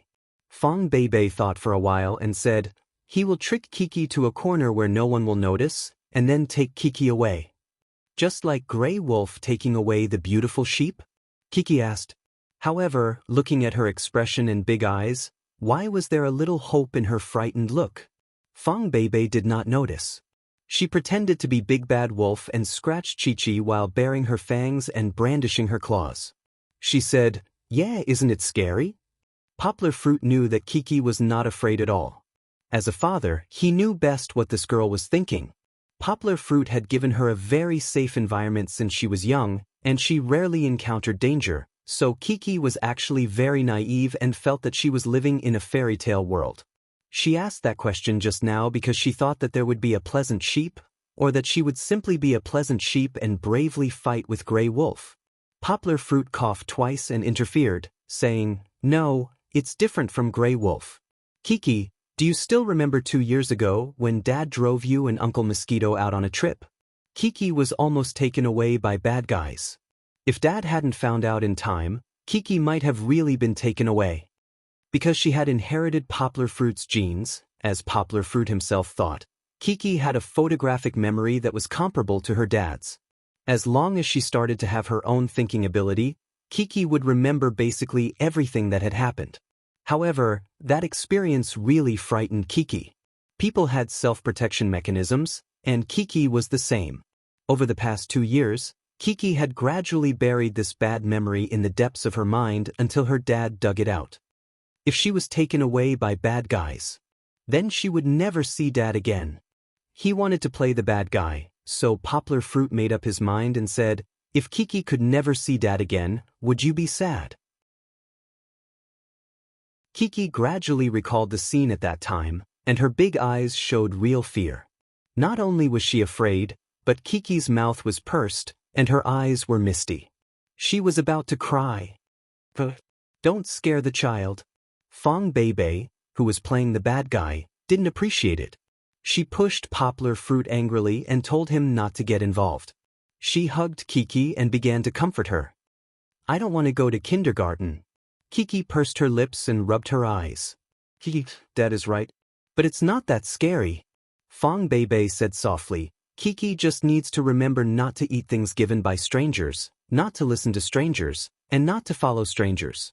Then, there will be teachers to protect Kiki in kindergarten, and Mom or Dad will pick you up when you go home. You won't be in danger." Kiki nodded vigorously and said, "Yes, yes, Kiki will say no." Fong Beibei laughed and said, "That's right, Kiki is so smart." But what if an uncle comes and says to Kiki, "Little friend, Uncle's leg is sprained, can you take Uncle to the hospital?" What should Kiki do? Fong Beibei didn't finish and continued to ask. Poplar Fruit had discussed this problem with her, because Kiki was too kind and didn't know how to distinguish between good and bad. Sometimes, even if she wasn't cheated because of her gluttony, she might be cheated by others using her kindness and innocence. Kiki obviously hesitated for a moment, but Kiki was still smarter. She thought of what Fong Beibei had been emphasizing just now. She pursed her lips and said gloomily, "No, Kiki won't take Uncle to the hospital." "But what if Uncle's leg is really sprained?" The little boy frowned and asked. "Then Kiki should report it to the kindergarten teacher." Fong Beibei raised a finger and said, "Well, this is our second principle today. If a stranger asks Kiki to help do something, even if he is not a bad person, Kiki should not help him. You must tell the kindergarten teacher." Kiki suddenly understood and nodded and said, "Oh, Kiki understands, I must ask the teacher to help." "Yes, if he drags Kiki, or else Kiki will tell the teacher, he must be a bad person." Fong Beibei said, "At this time, Kiki must shout for help and let the good people around to beat him." "Will Dad come to save Kiki?" Kiki looked at her father standing at the side and asked expectantly. "If Kiki is in danger, Dad will definitely come to save Kiki." Fong Beibei smiled and said, "But sometimes when Dad is not by Kiki's side, then Kiki must pay attention to these possible dangers and protect herself." Chi-Chi nodded her head. She was finally listening attentively. "There's more," Fong Beibei said with a smile. "If there are other children in the kindergarten, or their parents want to invite Kiki to play at home, what should Kiki do?" Because of this question, Kiki fell into confusion again. She thought for a moment, tilted her head and looked at her mother and replied, "Say no." "Yes." Kiki's answer is great. Fong Beibei gave Kiki a thumbs up and said with a smile, "Because, in these invitations, it may bring danger to Kiki. And if Kiki goes to play at someone else's house and your parents can't find you, won't they be worried?" Kiki nodded. So Kiki has to say to the other party, "No. I have to wait for my parents to come and get their permission before I can go." Fong Beibei instructed, "It's also possible that the other party will say, 'No, I've already told your parents, and they know.' Then Chi-Chi definitely can't agree to it. She must get her parents' approval in person." Kiki nodded vigorously and said, "Kiki knows."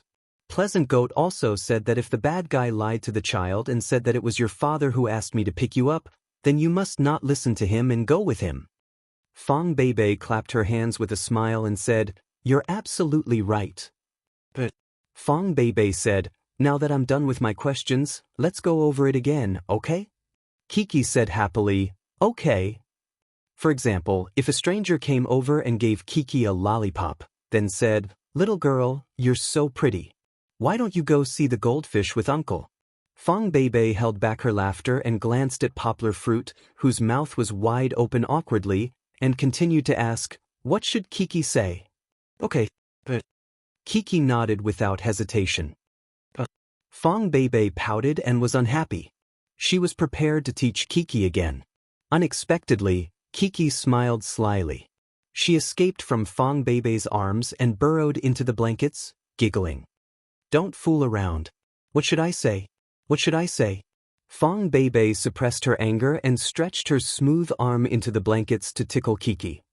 No. Kiki's voice was muffled and she could not stop laughing in the blankets. "I really don't know what to do with this little fellow." Chapter 11:19.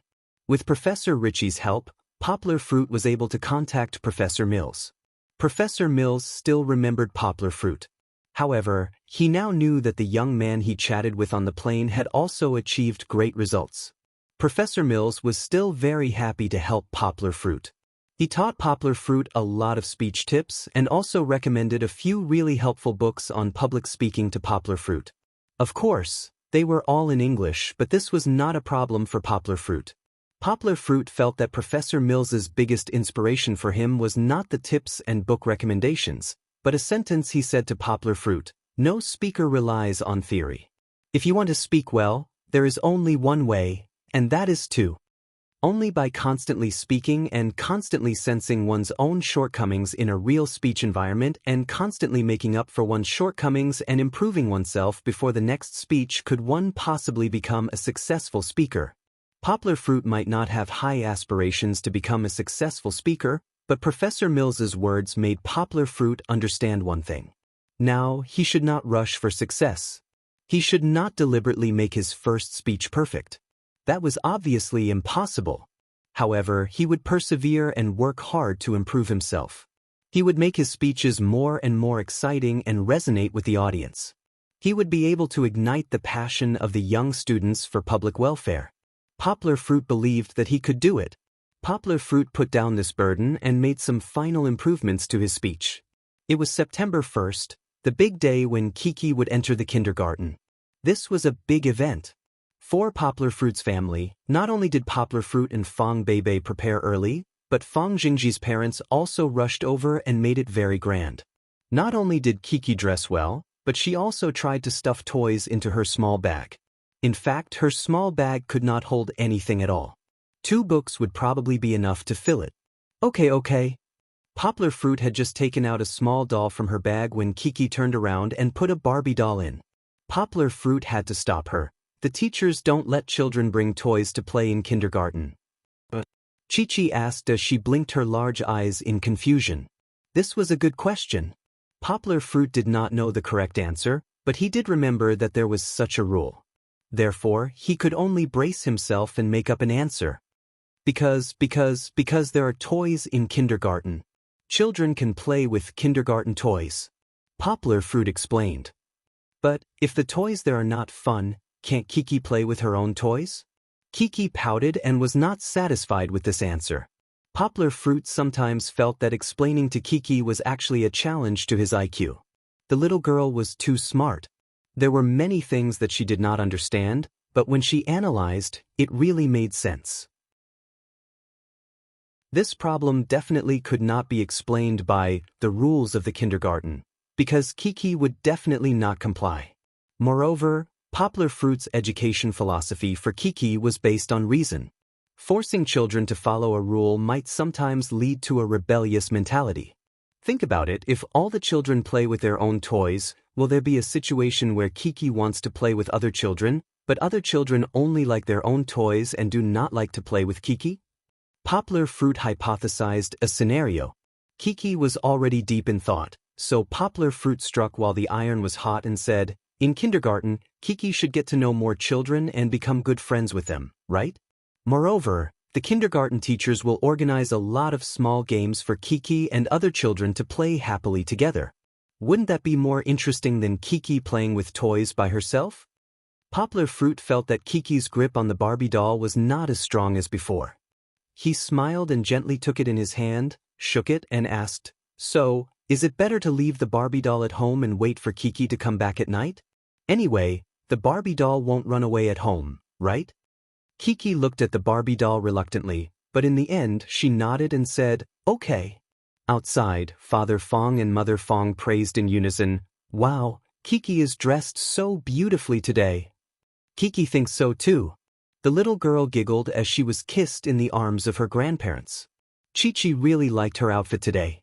She wore a red doe-like sweater with a cartoon deer on it, a short woolen tutu skirt, and a pair of soft and warm black leggings. Paired with a small and cute fisherman's hat and cool snow boots, she really couldn't look too good. In kindergarten, you have to listen to the teachers. Mother Fong pulled Kiki and looked at her left and right. Then, she kept reminding her, "Also, don't be deceived by those little boys. Girls have to be reserved. If the boys say that they like you, Kiki has to say," Kiki rushed to say, "No." "That's right." Mother Fong smiled and glanced proudly at Poplar Fruit, who was blushing with shame. Fong Bebe covered her mouth and laughed secretly. She and Poplar Fruit both knew that her mother was using this as a pretext to make a fuss. They drove Kiki to the entrance of the kindergarten. It was a Western-style villa. Of course, it was 2 floors higher than a villa. There was a garden and a beautiful little amusement park inside. There were no walls, but the fence was very high. It was very good for the safety of the children. The kindergarten teachers were lined up in 2 rows at the entrance. There were white, black, and Chinese people, regardless of their nationality. They all smiled and greeted the children as they entered. The children also responded politely.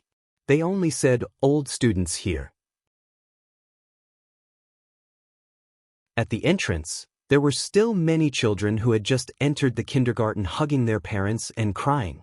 Regardless of whether they were Chinese or foreign children, they were all children. As long as they were children, they would have a strong mentality of dependence on their parents. How could they not cry when they left their parents for the first time? Therefore, Poplar Fruit looked at Kiki, who was in the back seat being hugged by Mother Fong and Father Fong. This little girl's dependence on him was no worse than any other child's. After getting out of the car, Poplar Fruit decided to hug his daughter and ask, "Kiki, later, you'll have to leave Daddy and Mommy, and then go to kindergarten in this courtyard. Are you afraid?" "Daddy, are you coming back to pick Kiki up tonight?" Kiki looked at her father and asked. "Of course, Daddy will definitely come to pick you up, no matter how busy I am," Poplar Fruit said affectionately. He could not guarantee the future, but today was Kiki's first time going to kindergarten. How could Poplar Fruit not come to pick her up? Then Kiki won't be afraid. Kiki smiled brightly. She reached out and pressed between Poplar Fruit's eyebrows and said, "Daddy, you have wrinkles here." "Daddy doesn't have wrinkles. I'm worried about you, so I pinched them." Poplar Fruit nudged the little girl with his forehead. Kiki said goodbye to her grandfather, grandmother, and mother one by one. In the end, Poplar Fruit could not help but hug his daughter and kiss her little face again and again. He said, "Good girl, be good and make more friends. Have fun. Daddy will make some delicious food tonight, and I'll take you home to eat, okay?" "Hey, let's pinky swear." Kiki happily reached out and pinky swear with her father. Yangguo explained a few more things to the kindergarten teacher. In the end, she watched Chi-Chi walk into the kindergarten with a bright smile on her face. She kept looking back and waving her hand as she walked into the kindergarten. It's time to go. Otherwise, Kiki won't be able to let go. Fong Bebe pulled Poplar Fruit's hand and said, "Uncle, you seem to be crying." "How could that be?" Poplar Fruit strongly denied. He turned his head to open the car door and said with a smile, "It's just sand blowing into my eyes." What a vulgar excuse. Mother Fong curled her lips.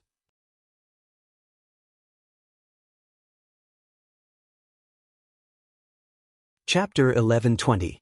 Watching Kiki enter the garden, Poplar Fruit still felt inexplicably sad, even though he would be able to see the cute and naughty little girl again in a few hours. After sending Poplar Fruit's parents home, he didn't have much to do. The semester hadn't started yet, so Poplar Fruit went to pick up a package and went to Fong Beibei's pet hospital to help. Fong Beibei had been spending a lot of time at the pet hospital recently, mainly to settle down a new batch of stray cats and dogs waiting for adoption. She also led the hospital's copywriters to record the files of these children. What is this? Seeing the big boss come in, the copywriter looked curiously at the express delivery box in his hands and asked. Books? Poplar Fruit laughed. He turned his head and looked at Fong Beibei, who was wearing a white coat. Baby, give me a paper cutter. Fong Beibei handed it to him. Like the copywriter, she pressed down on her knees and leaned over to look curiously at Poplar Fruit opening the package on the ground. In the box were 9 paperback books with beautiful covers. The copywriter and Fong Beibei had a hard time reading them because they were all written in English. However, Fong Beibei quickly guessed what these books were. Uncle, are these your books? The Theory of Word Splitting. Fong Beibei asked happily, didn't you say that it was only officially published today? Poplar Fruit smiled and nodded. It was only published today, but this is the first edition.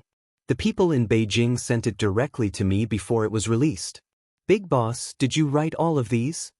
The copywriter knew that her boss was very good. There was no lack of news about Poplar Fruit on the internet, but seeing was better than hearing about it. There were so many English books, and they were all written by the big boss. That was too awesome. Don't worship me too much. I'm just a legend. Poplar Fruit chuckled. He and Fong Beibei moved the books to the dean's office. They would take them back when they returned. The country is still too stingy. Poplar Fruit curled his lips and said to Fong Beibei. In addition to the English version, Poplar Fruit had also translated several mainstream languages around the world. This was not a difficult task for Poplar Fruit. After all, he had written the book himself. Poplar Fruit knew every sentence and word in the book like the back of his hand. Poplar Fruit was able to translate it after spending a bit of his sleepless night. And this was free labor. Even if they made money, the country probably did not intend to give Poplar Fruit a share. Or perhaps the country did not intend to make money at all. For this kind of cultural promotion book, the country would probably be willing to pay for it. All right, I've already left a big name for you on the cover of the book. Isn't that enough? Fong Beibei said cheerfully. Indeed, when Poplar Fruit saw his name, English name, Leon Yang, as the sole author, placed on the cover of every book, it was a great satisfaction for Poplar Fruit. Although there were many famous old professors in the editorial team, there was no doubt that the author of the book, the inventor of the theory, was Poplar Fruit. The old professors were noble and did not covet the honor that belonged to Poplar Fruit. Not only that, but there was also a brief introduction of Poplar Fruit at the back. Was this not a recognition of him? However, because of Kiki, Poplar Fruit did not pay much attention to his book today. He chatted with Fong Beibei, and the topic returned to Kiki. This girl's heart is too big. When she goes to kindergarten, the other children are crying, but she's different. She's still smiling. Poplar Fruit curled his lips and said. Fong Beibei covered her mouth and laughed. She said, "How can a father be like you? Isn't it good that your daughter doesn't cry? Yesterday, you were worried that Kiki would refuse to go to kindergarten." Poplar Fruit sighed and said, "That's true, but when I saw that the girl didn't cry, I felt quite bad." You feel that you're not that important in Kiki's heart, so you're disappointed, right? Fong Beibei said to Poplar Fruit as she wrote on her tablet. Poplar Fruit nodded honestly. You're thinking too much. Fong Beibei lifted the naughty bangs on her forehead and laughed. In fact, Kiki still cares about you. Did you forget that Kiki asked if you would pick her up at night? It's because of your promise that she can go to kindergarten so easily. That's true. Poplar Fruit nodded. In fact, Kiki was not as strong as Poplar Fruit and Fong Beibei thought. After 2 hours, she couldn't sit still in the kindergarten. She missed her father and mother very much. In the past, even if Poplar Fruit and Fong Beibei went to class and left her at Grandma Chen's house, it would only take 1 or 2 hours. At noon, they would still come to pick Kiki up. Fortunately, the kindergarten teachers were better at coaxing children. They quickly used more interesting games to divert the attention of the gradually restless children. However, Kiki's temper after waking up from her afternoon nap was something that even the most experienced kindergarten teacher couldn't appease. At 3 o'clock, the kindergarten teachers really couldn't do anything about Kiki, who had been crying for more than half an hour. The little girl also successfully infected her mood of missing her father to other children, making the children in the kindergarten cry. Poplar Fruit received the phone call. His first reaction was joy. This girl finally wanted her father. His second reaction was anxiety. Poplar Fruit was so anxious that he wanted to drive to see his daughter immediately. However, Fong Beibei stopped him. This is a stage that Kiki has to go through. Fong Beibei shook her head and looked at Poplar Fruit. She said, "If you go, what about in the future? Will you go every time? Can Kiki still go to kindergarten alone?" Poplar Fruit was silent for a while. Then he decided to only appease the little girl over the phone. Fong Beibei was right. Kiki had to learn to reduce her dependence on her father. Although Poplar Fruit was very reluctant and didn't feel right, Poplar Fruit knew that it was for the good of his daughter. This whole day, Poplar Fruit was absent-minded. His daughter's first day of kindergarten was also a torture for him as a father. In the afternoon, when he was boiling soup at home, Poplar Fruit almost forgot to put something in it to boil. It took a long time before he remembered. For Chef Yang, this was the first time he encountered such a situation. Although he was on time, Poplar Fruit still arrived at the entrance of the kindergarten half an hour early. After waiting for a long time, he finally saw the beautiful little girl in the noisy group of children. "Kiki!" Poplar Fruit called out and strode over. "Papa!" Kiki cheered and threw herself into Poplar Fruit's arms. After saying goodbye to the teacher and the new friends, Kiki could finally go home with her father. Along the way, the little girl couldn't sit still in Fong Beibei's arms. She kept pulling her father's driver's seat and talking to him. "Papa, Kiki told you that many children in the kindergarten speak English, but there are a few children who don't know how to speak it." "Papa, Kiki met a lot of friends today. Papa just met Anderson and Michelle, but there's also, Papa." As soon as the lark opened its mouth, the sweet song could no longer be stopped. Poplar Fruit listened carefully and smiled. It was as if he had come to a vast grassland with blue sky, white clouds, and continuous green grass. His mood was just right.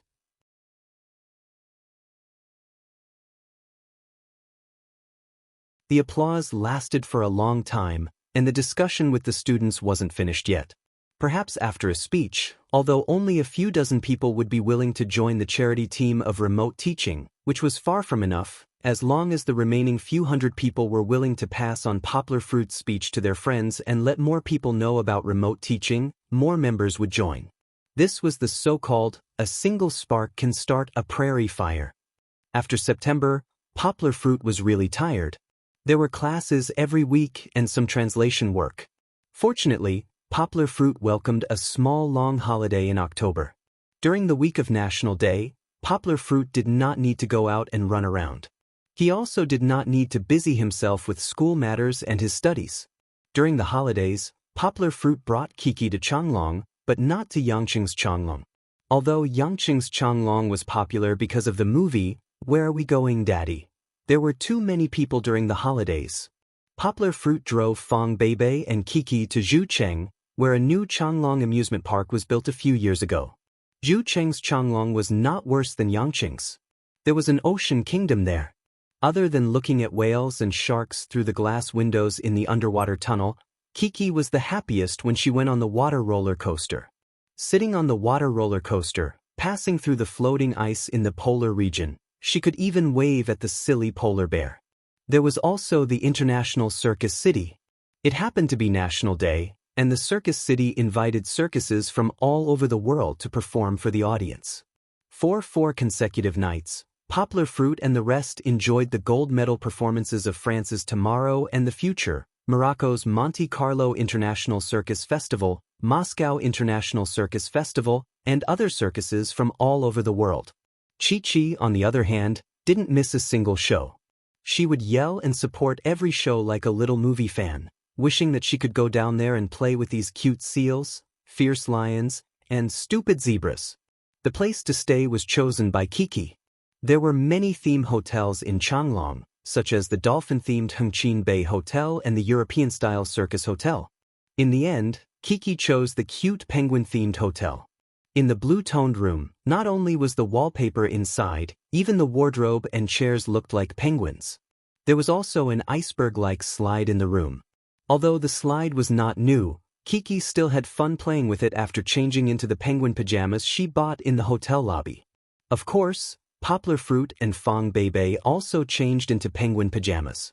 At night, when Kiki was tired from playing, the penguin father and mother would hold the penguin doll and sleep comfortably in the ocean ship in the Antarctic. Oh yes, there were also a lot of shrimp, crab and starfish pillows. At this time, Changlong Pearl City was not as popular as other scenic spots. In addition, most of the tourists who came to Pearl City eventually went to Macau. Therefore, Yanghua and the others enjoyed a holiday where they did not have to look at the sea of people. Of course, the cost was not small. For 4 days of hotel expenses, ticket expenses, and other expenses, Poplar Fruit roughly calculated that it cost at least 20,000 yuan. It's 21,773 yuan. Fong Beibei calculated the most accurately. It doesn't matter. The most important thing is to have fun, Kiki, right? Poplar Fruit said with a smile.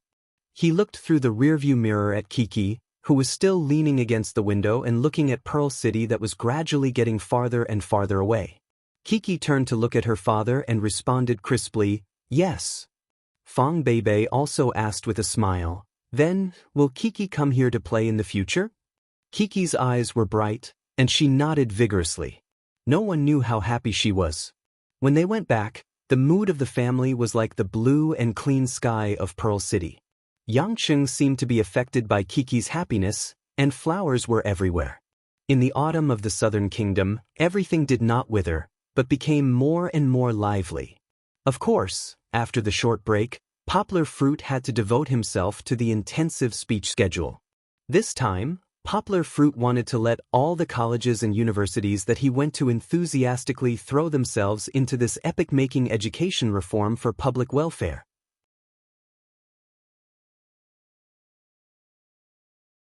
Chapter 11:22. In October, not long after the National Day, this year's Nobel Prize in Literature was finally announced. The French novelist Patrick Modiano won the long-distance race. This great writer, known as one of the 3 masters of contemporary French writers in France, was not very famous in China. Even if he won the award, it did not cause any waves in China. The sales of his works later proved this point. The Nobel Prize in Literature winning Dark Shop Street and Sunday in August had been sold by Yilin Publishing for 7 years. Including 2015, after the award, the sales of these 2 works in China were not as high as the sales of any of Monroe's short story collections in 2014. The quality of the novel was originally very good. Poplar Fruit had read the original book, but as the netizens on Douban commented, the Chinese translation was terrible. Poplar Fruit felt that the new translation Road Publishing House could find a mediocre translator to translate these hundreds of thousands of words better than it. It was a pity for Modiano. Of course, Poplar Fruit could not do anything about it. After all, New Translation Road Publishing House did not pay attention to the introduction of foreign books this time. It was normal for Yilin to seize the opportunity. Of course, the Nobel Prize winner this year was not famous. The main reason was that there were no Chinese elements in it like in the previous 2 years. In 2012, teacher Mo Yen won the award, and the 2013 winner's work was also translated by a Chinese Poplar Fruit.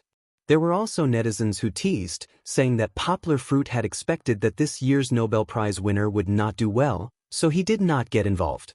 At a glance, it was obvious that they were not hardcore fans of Poplar Fruit. Poplar Fruit's hardcore fans all knew that Poplar Fruit was very busy. Furthermore, Poplar Fruit had devoted most of his energy this year to public welfare and Chinese teaching theory.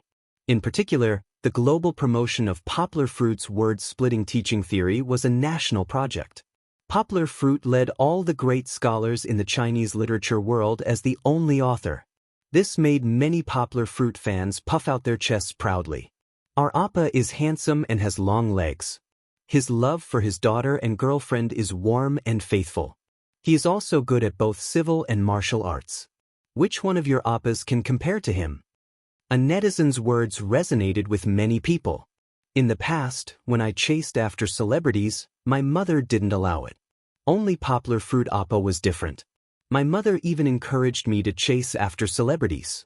She even used her connections to get me to listen to poplar fruit Appa's lectures. The way he gave a serious speech was so handsome, okay? It had to be said that poplar fruit had indeed become a role model for more and more parents to educate their children. Although poplar fruit's achievements were mainly in the macro aspect, it did not prevent fans from worshipping poplar fruit. Of course, whether it was positive or negative, it didn't affect poplar fruit. Poplar fruit had never held a cram school on Weibo just because he was called a role model by many mothers. For example, he answered some homework questions from fans. He also didn't talk about parenting skills every day just because he often posted pictures of his daughter. In short, poplar fruit was such a low-key person and frivolously posted pictures of his daughter. Unfortunately, poplar fruit and Kiki's fans liked this. Therefore, poplar fruit's fans had been increasing occasionally, but most of the time, it was increasing slowly. In late October, poplar fruit came to Beijing, which had the largest number of students. He would give as many as 10 speeches here. The first one he came to was Beijing University. Of course, poplar fruit could now control the rhythm of his speeches very well, and his performance was very exciting.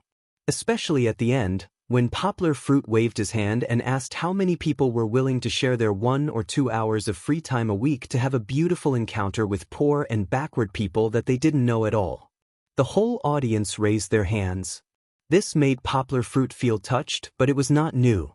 What really surprised poplar fruit was that after the speech, a black exchange student came from behind and wanted to communicate with him. The other party's Chinese was very awkward, but it was still within the range of communication. Poplar fruit was surprised to find that the other party was not an American, but a black person from the African continent. International exchange students were not rare. Higashiyama University had many, but most of the students came from rich countries. Beijing University reflected the difference between Higashiyama University and Beijing University. For example, this black student came from Tanzania, a country that was far more poor and backward than the Chinese people could imagine. This black student from Tanzania was very interested in the long-distance education that poplar fruit talked about. Poplar fruit did not know much about Tanzania, but some information was enough for poplar fruit to have a discussion with this black student. Tanzania was one of the least developed countries in the world announced by the United Nations. The economy was mainly agricultural, and they were basically self-sufficient. However, it was a country that placed the most importance on education. Like China, it implemented compulsory education from primary to secondary school. Other than private schools, most of the public schools were free of charge. The literacy rate was as high as 90%, and it was one of the countries with the lowest illiteracy rate in Africa. Since the education level in your country is okay, why are you interested in long-distance education? Poplar fruit asked curiously. This black student's Chinese was awkward, but it was not bad. Poplar fruit tried to communicate with him in English, but he could not understand what the other party was saying. His mother tongue, Kiswahili, was quite good, but the problem was that poplar fruit did not know it. It seemed that he had to learn more African languages in the future. Now, poplar fruit's language level was enough to travel around the world, but there were many native languages in Africa that he had not learned. The black student said as he gestured with his hands to chat with Yangua. Poplar fruit then understood that he was not thinking about the education situation in Tanzania, but was worried about the education situation in his home country, the Democratic Republic of the Congo. The home country? It turned out that the black student's parents fled to Tanzania during a civil strife. At that time, the black student was still young, but he was still concerned about his home country. Poplar fruit then understood that in the Congo, there were too many children who did not go to school, accounting for 6% of the total population, and their education was destroyed by civil strife and conflict again and again. Of course, since the 21st century, the political situation had stabilized a lot, but the development of education was still very slow. You're right, if the young are strong, then China will be strong. Poplar Fruit wanted to correct him that this was not his original idea, but the black student said sincerely, "Our Tanzania's education level has improved, and now the development has caught up, but my home country is still behind, and there are even many people living in ignorant indigenous groups. I hope to help my home country bring about change, using your long-distance teaching." Although he could not bear to reject the other party's hopeful eyes, Poplar Fruit had to pour cold water on the black student. "Mukut. Dreams are beautiful, but reality is cruel. Sai, think about it, even if there is long-distance teaching, how many children in Africa can use a computer?"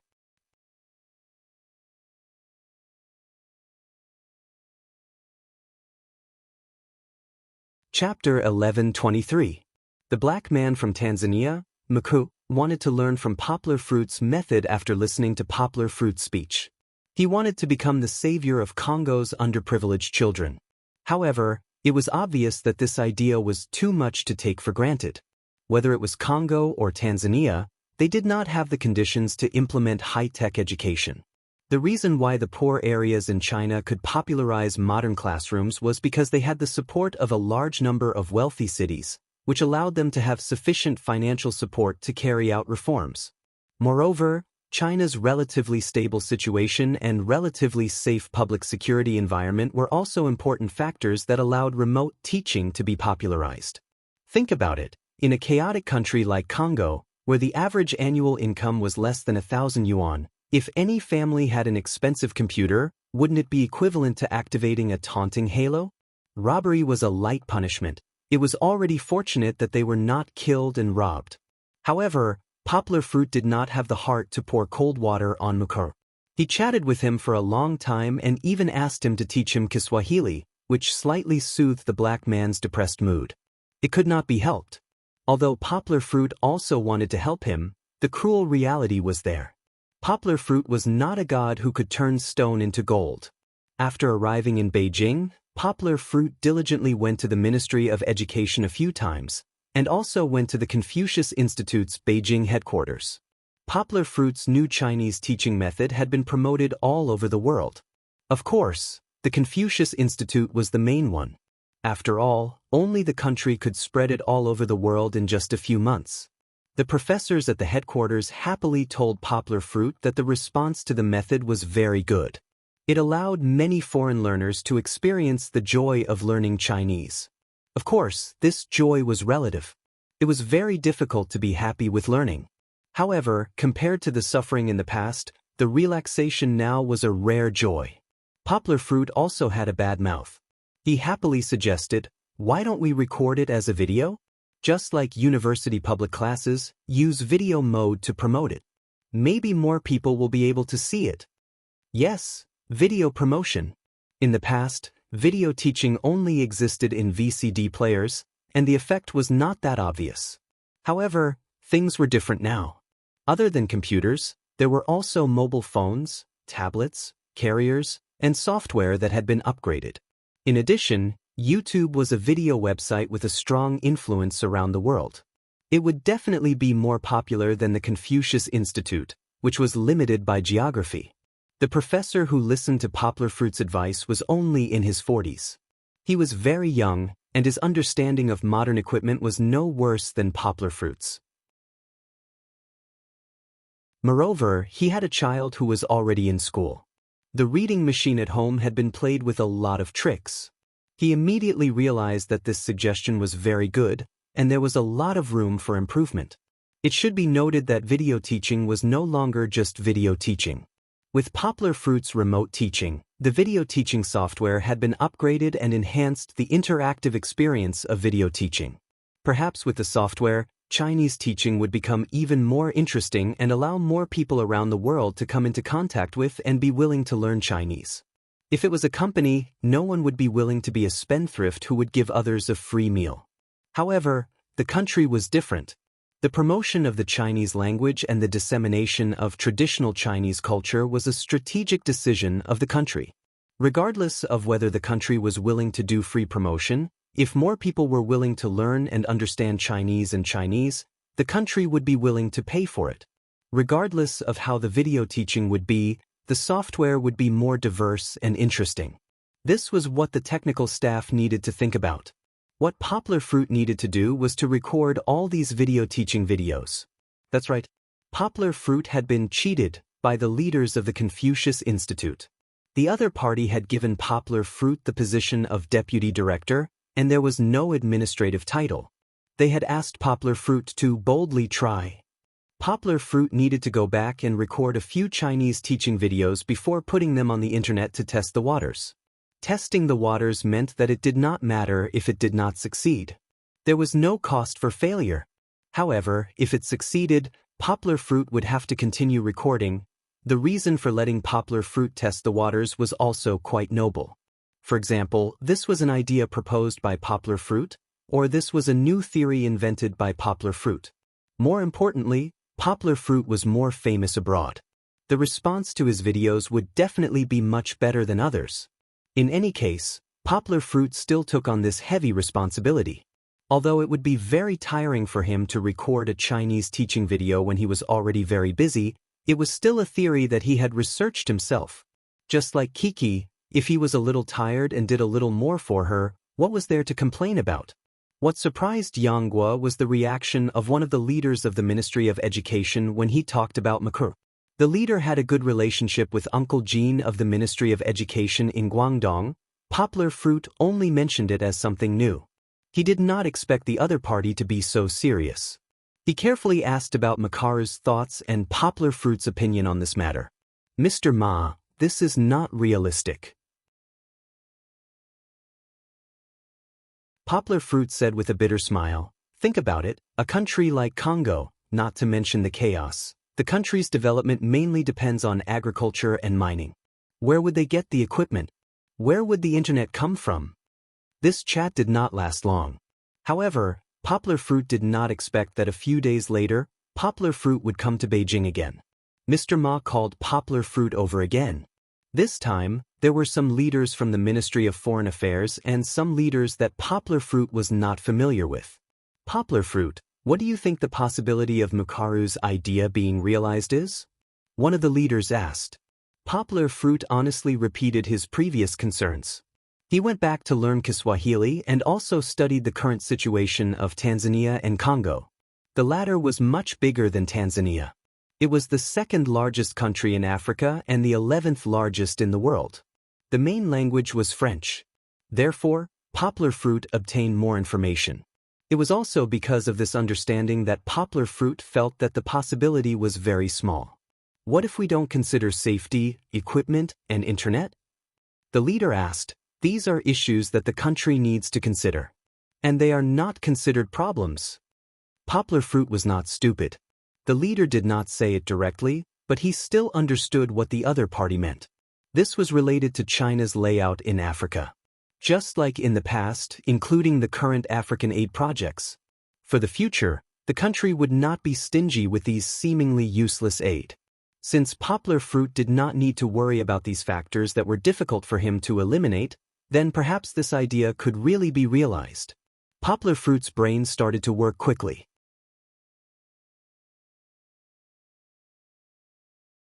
Chapter 11:24. For example, we can set up a lot of education bases similar to medical centers in Congo, or we can simply combine them with medical centers and have station troops to help protect them. Poplar Fruit happily expressed his opinions and ideas. Then we can let local African students or students studying in China, together with student volunteers with foreign language skills in our country, provide teaching support for their out-of-school children through the remote teaching platform. As long as the children and women nearby are willing, they can come over to learn. Poplar Fruit said, we don't need to provide too advanced teaching content because their current education level is too low. Most people are ignorant and what they need the most is to eliminate illiteracy and enlightenment. Needless to say, the initiation and coordination of remote teaching for more than 2 years gave Poplar Fruit a deep understanding of the education model. Just by brainstorming on the spot, Poplar Fruit could say a lot of things. The conversation with the senior management lasted all day and Poplar Fruit was only able to leave in the evening. However, he still had to organize the things he said into a report and submit it to the leaders. However, compared to the difficulty of the plan, Poplar Fruit did not have to work hard to compile the report that had already formed in his mind. Poplar Fruit did not need to worry about how to carry out the plan because this was a problem that the country's foreign affairs personnel should think about. They might promote the development of remote teaching through cooperation between countries, or they might use Makaru's special identity, both countries were his motherland, to logically implement the plan. However, Poplar Fruit did not need to worry about this. What did Poplar Fruit need to do? It seemed like there was really nothing to do. Maybe he needed to learn the native language of Africa, then record some Chinese teaching videos. The country's support for education in African countries must be mixed with some private goods, such as Chinese cultural education. No matter what, this was good news for the kind-hearted Mukalu. Regardless of whether China had any private goods or not, when a country was extremely poor, they could only sacrifice some things to gain opportunities for development. This was the sad reality of most African countries. In fact, wasn't China the same in the past?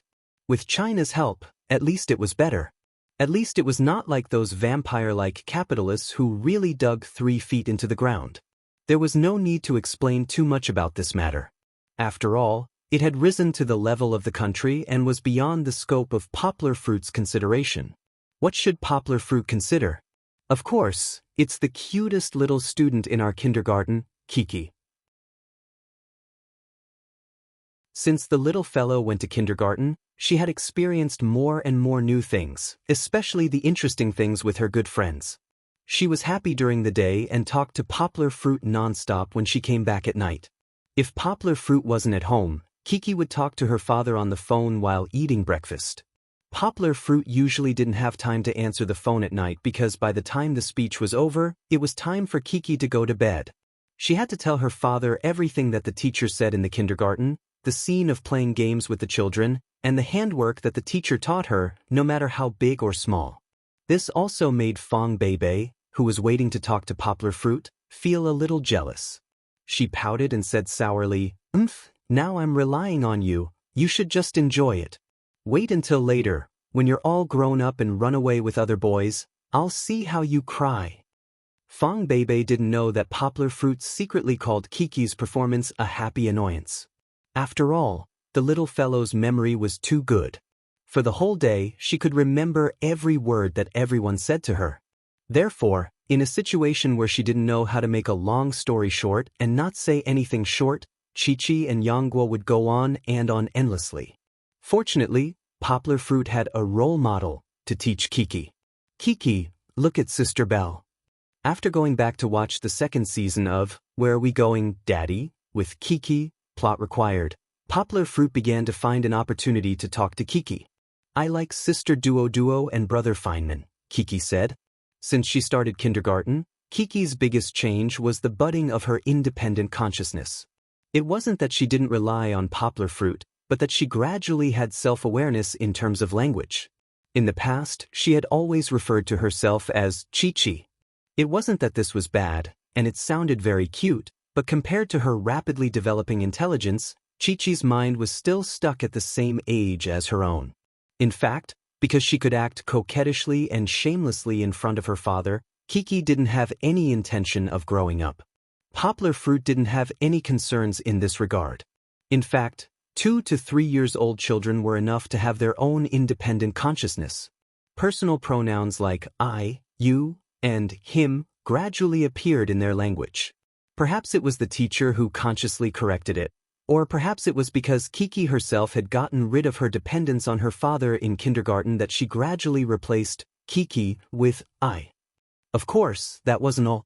Sometimes, Kiki would also use the name Kiki. However, it was slowly changing. This was a good thing. It was just that it was a little off topic. Poplar Fruit smiled and asked, "That's right. Why do you like Sister Toto more than Sister Belle?" Kiki couldn't say it for a moment. After thinking for a long time, she pouted and said, "Because Sister Toto is a good person. She will take care of her younger brothers and sisters. Besides, Uncle Huang Lei is like Dad. He can cook delicious food." Kiki was right. Poplar Fruit was overjoyed, but it wasn't the answer that Poplar Fruit wanted. Fortunately, Fong Beibei helped Poplar Fruit out of the situation.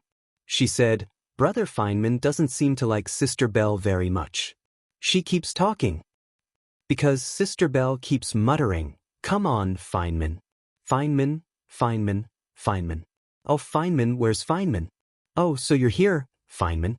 Kiki had seen the video made by the netizens, and she started to learn it with joy. It wasn't any malice. Kiki just felt that it was fun to nag like this, especially when it was accompanied by a fast-paced accompaniment. But everyone doesn't seem to like Sister Belle nagging like this. Poplar Fruit said. Kiki thought for a moment and nodded in agreement. So, when we talk to others, we have to be like Sister Toto. We have to pick the important words to say. It's the same when we tell stories to others. There's no need to repeat everyone's words. Poplar Fruit said to Kiki as if he was implying something. Chi-Chi listened in a daze and nodded in a daze. She still hadn't been able to connect her father's reasoning with her own actions. However, it didn't matter, because Kiki would definitely remember what her father said. One day, she would understand it herself. "Alright, let's watch TV, watch TV." Fong Beibei smiled and interrupted the preaching at the right time. No matter what, Poplar Fruit had successfully prevented the birth of a little Tang Seng. Chapter 11:25. In November, it was Poplar Fruit's birthday.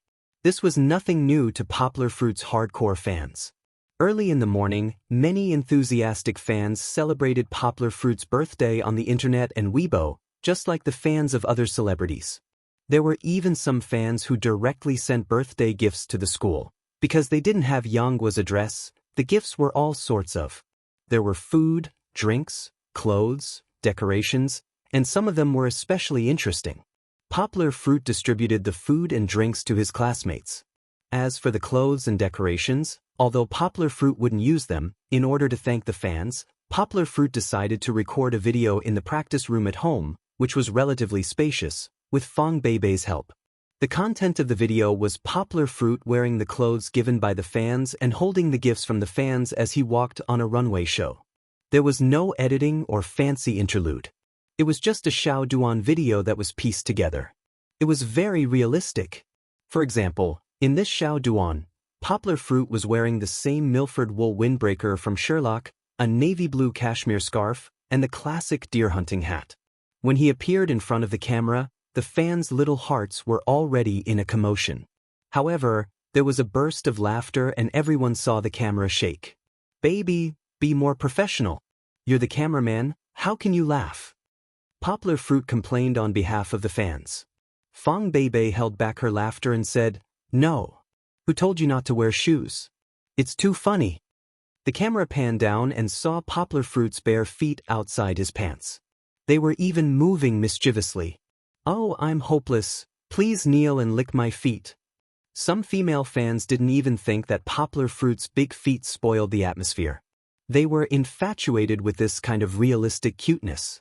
All right. Back to the point, don't pat my feet, the floor here is not suitable for wearing leather shoes. But I still have to thank this fan named XXXX for the full set of Sherlock costume, including the leather shoes." Poplar Fruit returned to the camera and said seriously, "I have to read out the reason why this fan gave me this outfit. There's no other reason. It's because of this drama." Well, she's a die-hard fan of this drama. The 2 years that this drama has been airing made her completely depressed. So, she's become a fan of you, which is me. Poplar Fruit took out a piece of paper from his pocket and read aloud, "The reason why she likes me is because I have long legs, I'm handsome, and I'm as talented as Blessed Curls. Let me make it clear, I'm not trying to boast, I'm just thinking about it. She hopes that I can put on this outfit and recreate the glory of Sherlock." Poplar Fruit put away the note and said helplessly to the camera, "Okay, this reason is barely acceptable. By the way, Bebe also likes to watch this drama. She just told me that it's a pity that this fan didn't write down the last reason, which is that my face is as long as blessed curls. Then, he looked at Fong Bebe behind the camera and said angrily, "How is my face long? Didn't you see the netizens saying that I'm handsome? Come here, I promise I won't hit you." In the end, Poplar Fruit was beaten up by Fong Bebe.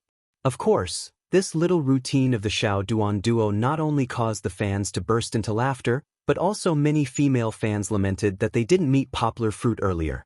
Looking at the two of them being so happy, they felt so envious and sad. There was also an older girl who felt sad as well. They didn't say anything, so how could they be envious? This video was Poplar Fruit's small response to his fans on Weibo. In contrast, his fans had prepared so much for him. There were a lot of scenes that were worth laughing and remembering. However, no one expected that Poplar Fruit's last sentence would set off a frenzy of public opinion on the internet. But finally, I'll accompany everyone to chat for a while, then I'll compress the video and upload it. The last Xiao Duan was recorded by Poplar Fruit himself in the study with a DSLR. At this time, Kiki and Fong Bebe were already asleep, but Poplar Fruit was very excited and got up in the middle of the night to record this speech. "How old am I this year?" "Yes, 26. Poplar Fruit seemed to be talking to himself. 26 is not old, but I already have a 3-year-old daughter. When it came to Kiki, Poplar Fruit couldn't help but smile, and the joy in his heart was shown on his face. At the beginning of this year, when I had a reunion with my classmates, one of them told me that Poplar Fruit, you are the winner in life. Poplar Fruit recalled and said, "Indeed, I have a house, a car, and a girlfriend who loves me. Actually, I should say that she's my fiancée. I won't tell you when we'll get married, so there's some suspense. And I have the cutest daughter." Poplar Fruit smiled and said, "I won't say anything about my career, but to be honest, I feel very satisfied with the two girls I love the most in my life." Today's birthday was celebrated by Bebe and Kiki again. Poplar Fruit said, "It's very good, because this birthday happened to be on a day when I didn't have to go on a business trip. When I came back from class, they had already prepared everything for me, decorations, a cake, and a gift. I won't show off the gift, so that you won't say that I'm showing off my love." Poplar Fruit laughed and said, "But this year, I'm still very touched." "The only regret? What's the only regret today?" Poplar Fruit scratched his head and said, "You may think that it's very strange for me to say that I'm very satisfied and happy, but I do have a little regret. When I made a wish before blowing out the candles, I thought, in fact, my wish is the same every year. I hope that my family will be happy together forever." Poplar Fruit smiled and said, "So when Kiki asked me, I simply changed it and asked her what her wish was on her birthday. Kiki's birthday was at the end of April, but she refused to say anything after she made a wish. I still remember it." Poplar Fruit said with a smile, "Today, I used my wish to make Kiki say it. It turns out that her wish that day was to participate in Where Are We Going, Dad?" Yanghua smiled helplessly and said, "Actually, I've always known that Chi-Chi has a soft spot for her father, but it's really difficult for me to fulfill her wish." "No, it's not a little difficult, it's impossible. After all, I'm not an entertainment figure. It's impossible for such a famous gold program to invite an ordinary person like me, right? Although I'm a little famous on Weibo, I'm grateful for everyone's love." Poplar Fruit shrugged and said with a smile, "But in this case, it's not that simple. I realize that I'm still not the perfect father that I want to be." Poplar Fruit said with some emotion, "But when it comes to raising children, no one can be perfect. If something is perfect, it will lose its value. On the contrary, a little regret is worth cherishing." So, Poplar Fruit laughed and said, "From now on, the 27-year-old Poplar Fruit will continue to work hard in order to truly become Kiki's most handsome, charming, excellent, and invincible father."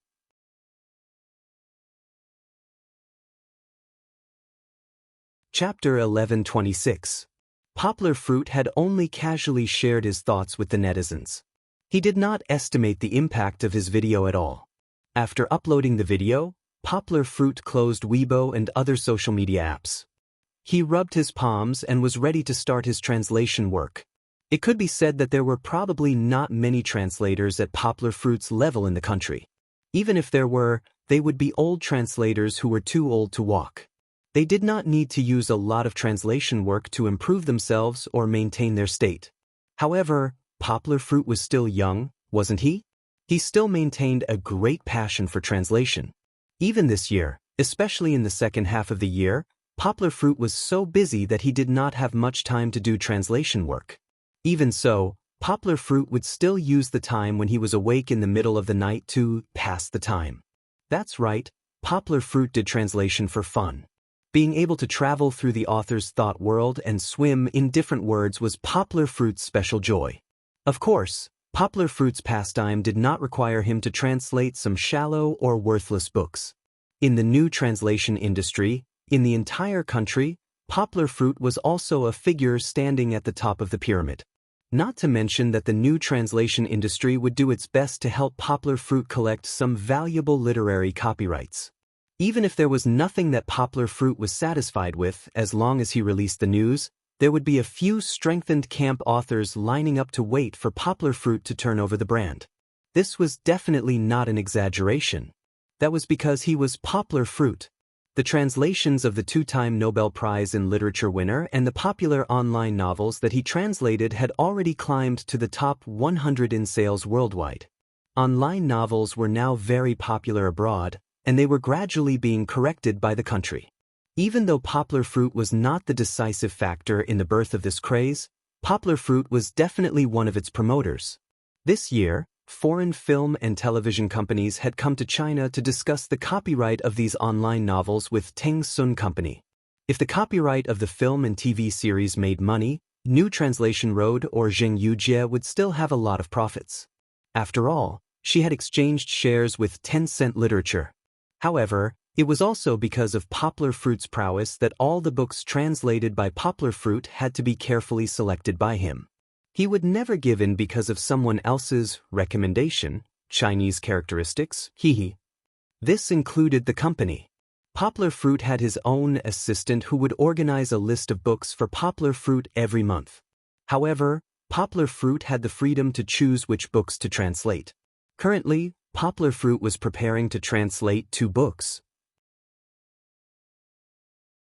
One was the work of teacher Lu Zixin, who was known as the best science fiction writer in China. Or rather, it could not be said to be one book because The Three-Body Problem was a series of novels. There were a total of 3 books, collectively known as the Once Upon a Time on Earth trilogy. In fact, teacher Lu was not only famous in China, but he was also a well-known science fiction writer internationally. Most of the English copyrights of his works had been sold. These 3 books were no exception. However, Teng Sun Literature, who had signed a contract with teacher Lu, was ambitious. They recommended his works because they wanted to capture the other small language markets abroad in one fell swoop. Therefore, these books were placed on Poplar Fruit's desk. Generally speaking, Poplar Fruit would not accept such a recommendation. However, teacher Lu's books were different. Poplar Fruit had read all his science fiction works, and they were very, very outstanding. Not only did he not reject them, but he was also excited. He decided to temporarily stop translating online novels and translate The Three-Body Problem first. There was another book that Poplar Fruit had wanted to translate a long time ago. However, it was also at the beginning of this month that the Copyright Department of New Translation Road officially signed the contract for the Chinese version of the entire book. Island Bookstore was a book that went on sale in the US at the beginning of summer this year. It broke records all the way and became a phenomenal global bestseller in the US and even the whole world. Poplar Fruit read the book not long after it was listed. Needless to say, he liked it. More importantly, he felt the love and happiness in life from this book. In other words, he was very glad that he had such a rich and loving life. Compared to the main character in the book, J. Ferric, Poplar Fruit's greatest happiness was that he had everything that Ferric wanted: family, love, and health. Of course, Poplar Fruit did not like the ending of the story. Although he understood that the tragedy made the whole story sublime, he just did not like it. He did not like it. It was very difficult to get the Chinese version of the book, let alone the copyright of other languages. The staff of New Translation Road and Poplar Fruit's old rivals, Dongxin and Yilin, had found the author in the United States. However, due to the fierce competition, the other party was hesitant. New Translation Road used Poplar Fruit as their trump card. Lian Yang was famous in the publishing industry all over the world. Everyone knew about Poplar Fruit's works and greatness. However, Dongxin and Yilin shamelessly offered a very high price. It was 1/3 higher than New Translation Road's price. They showed an attitude that they would not let New Translation Road succeed even if they were to lose money. In the end, Poplar Fruit sent an email to the author, Gabriella Zevin. Poplar Fruit was too busy to go to the United States. I also have a daughter. Poplar Fruit expressed his sincerity and his love for the book. She was born just like Enchanting. It was like holding little Maya in the bookstore. It was full of surprise and joy. I was young, but I understood A in my daughter. My love for Maya. I understood A in my lover. My love for Amelia. Everyone has a difficult year in their life. I got through it and ushered in a beautiful happiness. So, I understood everything that you wanted to express in your book. I also have the ability to better present your book to the Chinese readers. Because we all have love, we all want to sow the seeds of love. Because of Poplar Fruit's email, Gabriella Zevin finally gave the Chinese version rights to New Translation Road. However, it was only the Chinese version rights. This was because the other rights of Gabriella's book had been sold long ago. Who asked it to be a bestseller? She once again snatched a big fat piece of meat from veteran publishing houses like Dongxin and Yilin. This book was destined to be a bestseller once it was released, which made Dongxin and Yilin very angry. However, their anger had little to do with Poplar Fruit. If they wanted to vent their anger, it would be directed at New Translation Road. However, New Translation Road was not afraid of them. Now, New Translation Road had more and more contracted translators.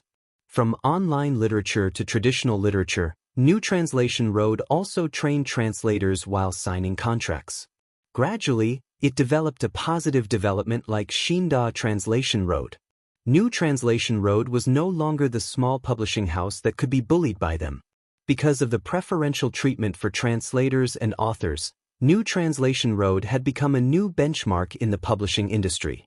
While the other publishing houses were still unwilling to cut their meat to make changes, New Translation Road had quickly caught up. Well, without thinking too much, Poplar Fruit put his hands on the keyboard and began his translation work. P.S. Here, I recommend the bookstore on the island. Although it is a bestseller, it is really good. Xiao Han has read more than half of it now and has fallen in love with it deeply. Those who like Kiki will also like Little Maya in the book. But let me give you a heads up. This book will not have a perfect ending. Those who don't like it should be careful. Although Xiao Han recommended it. But I have to say that the translation of this book is really bad.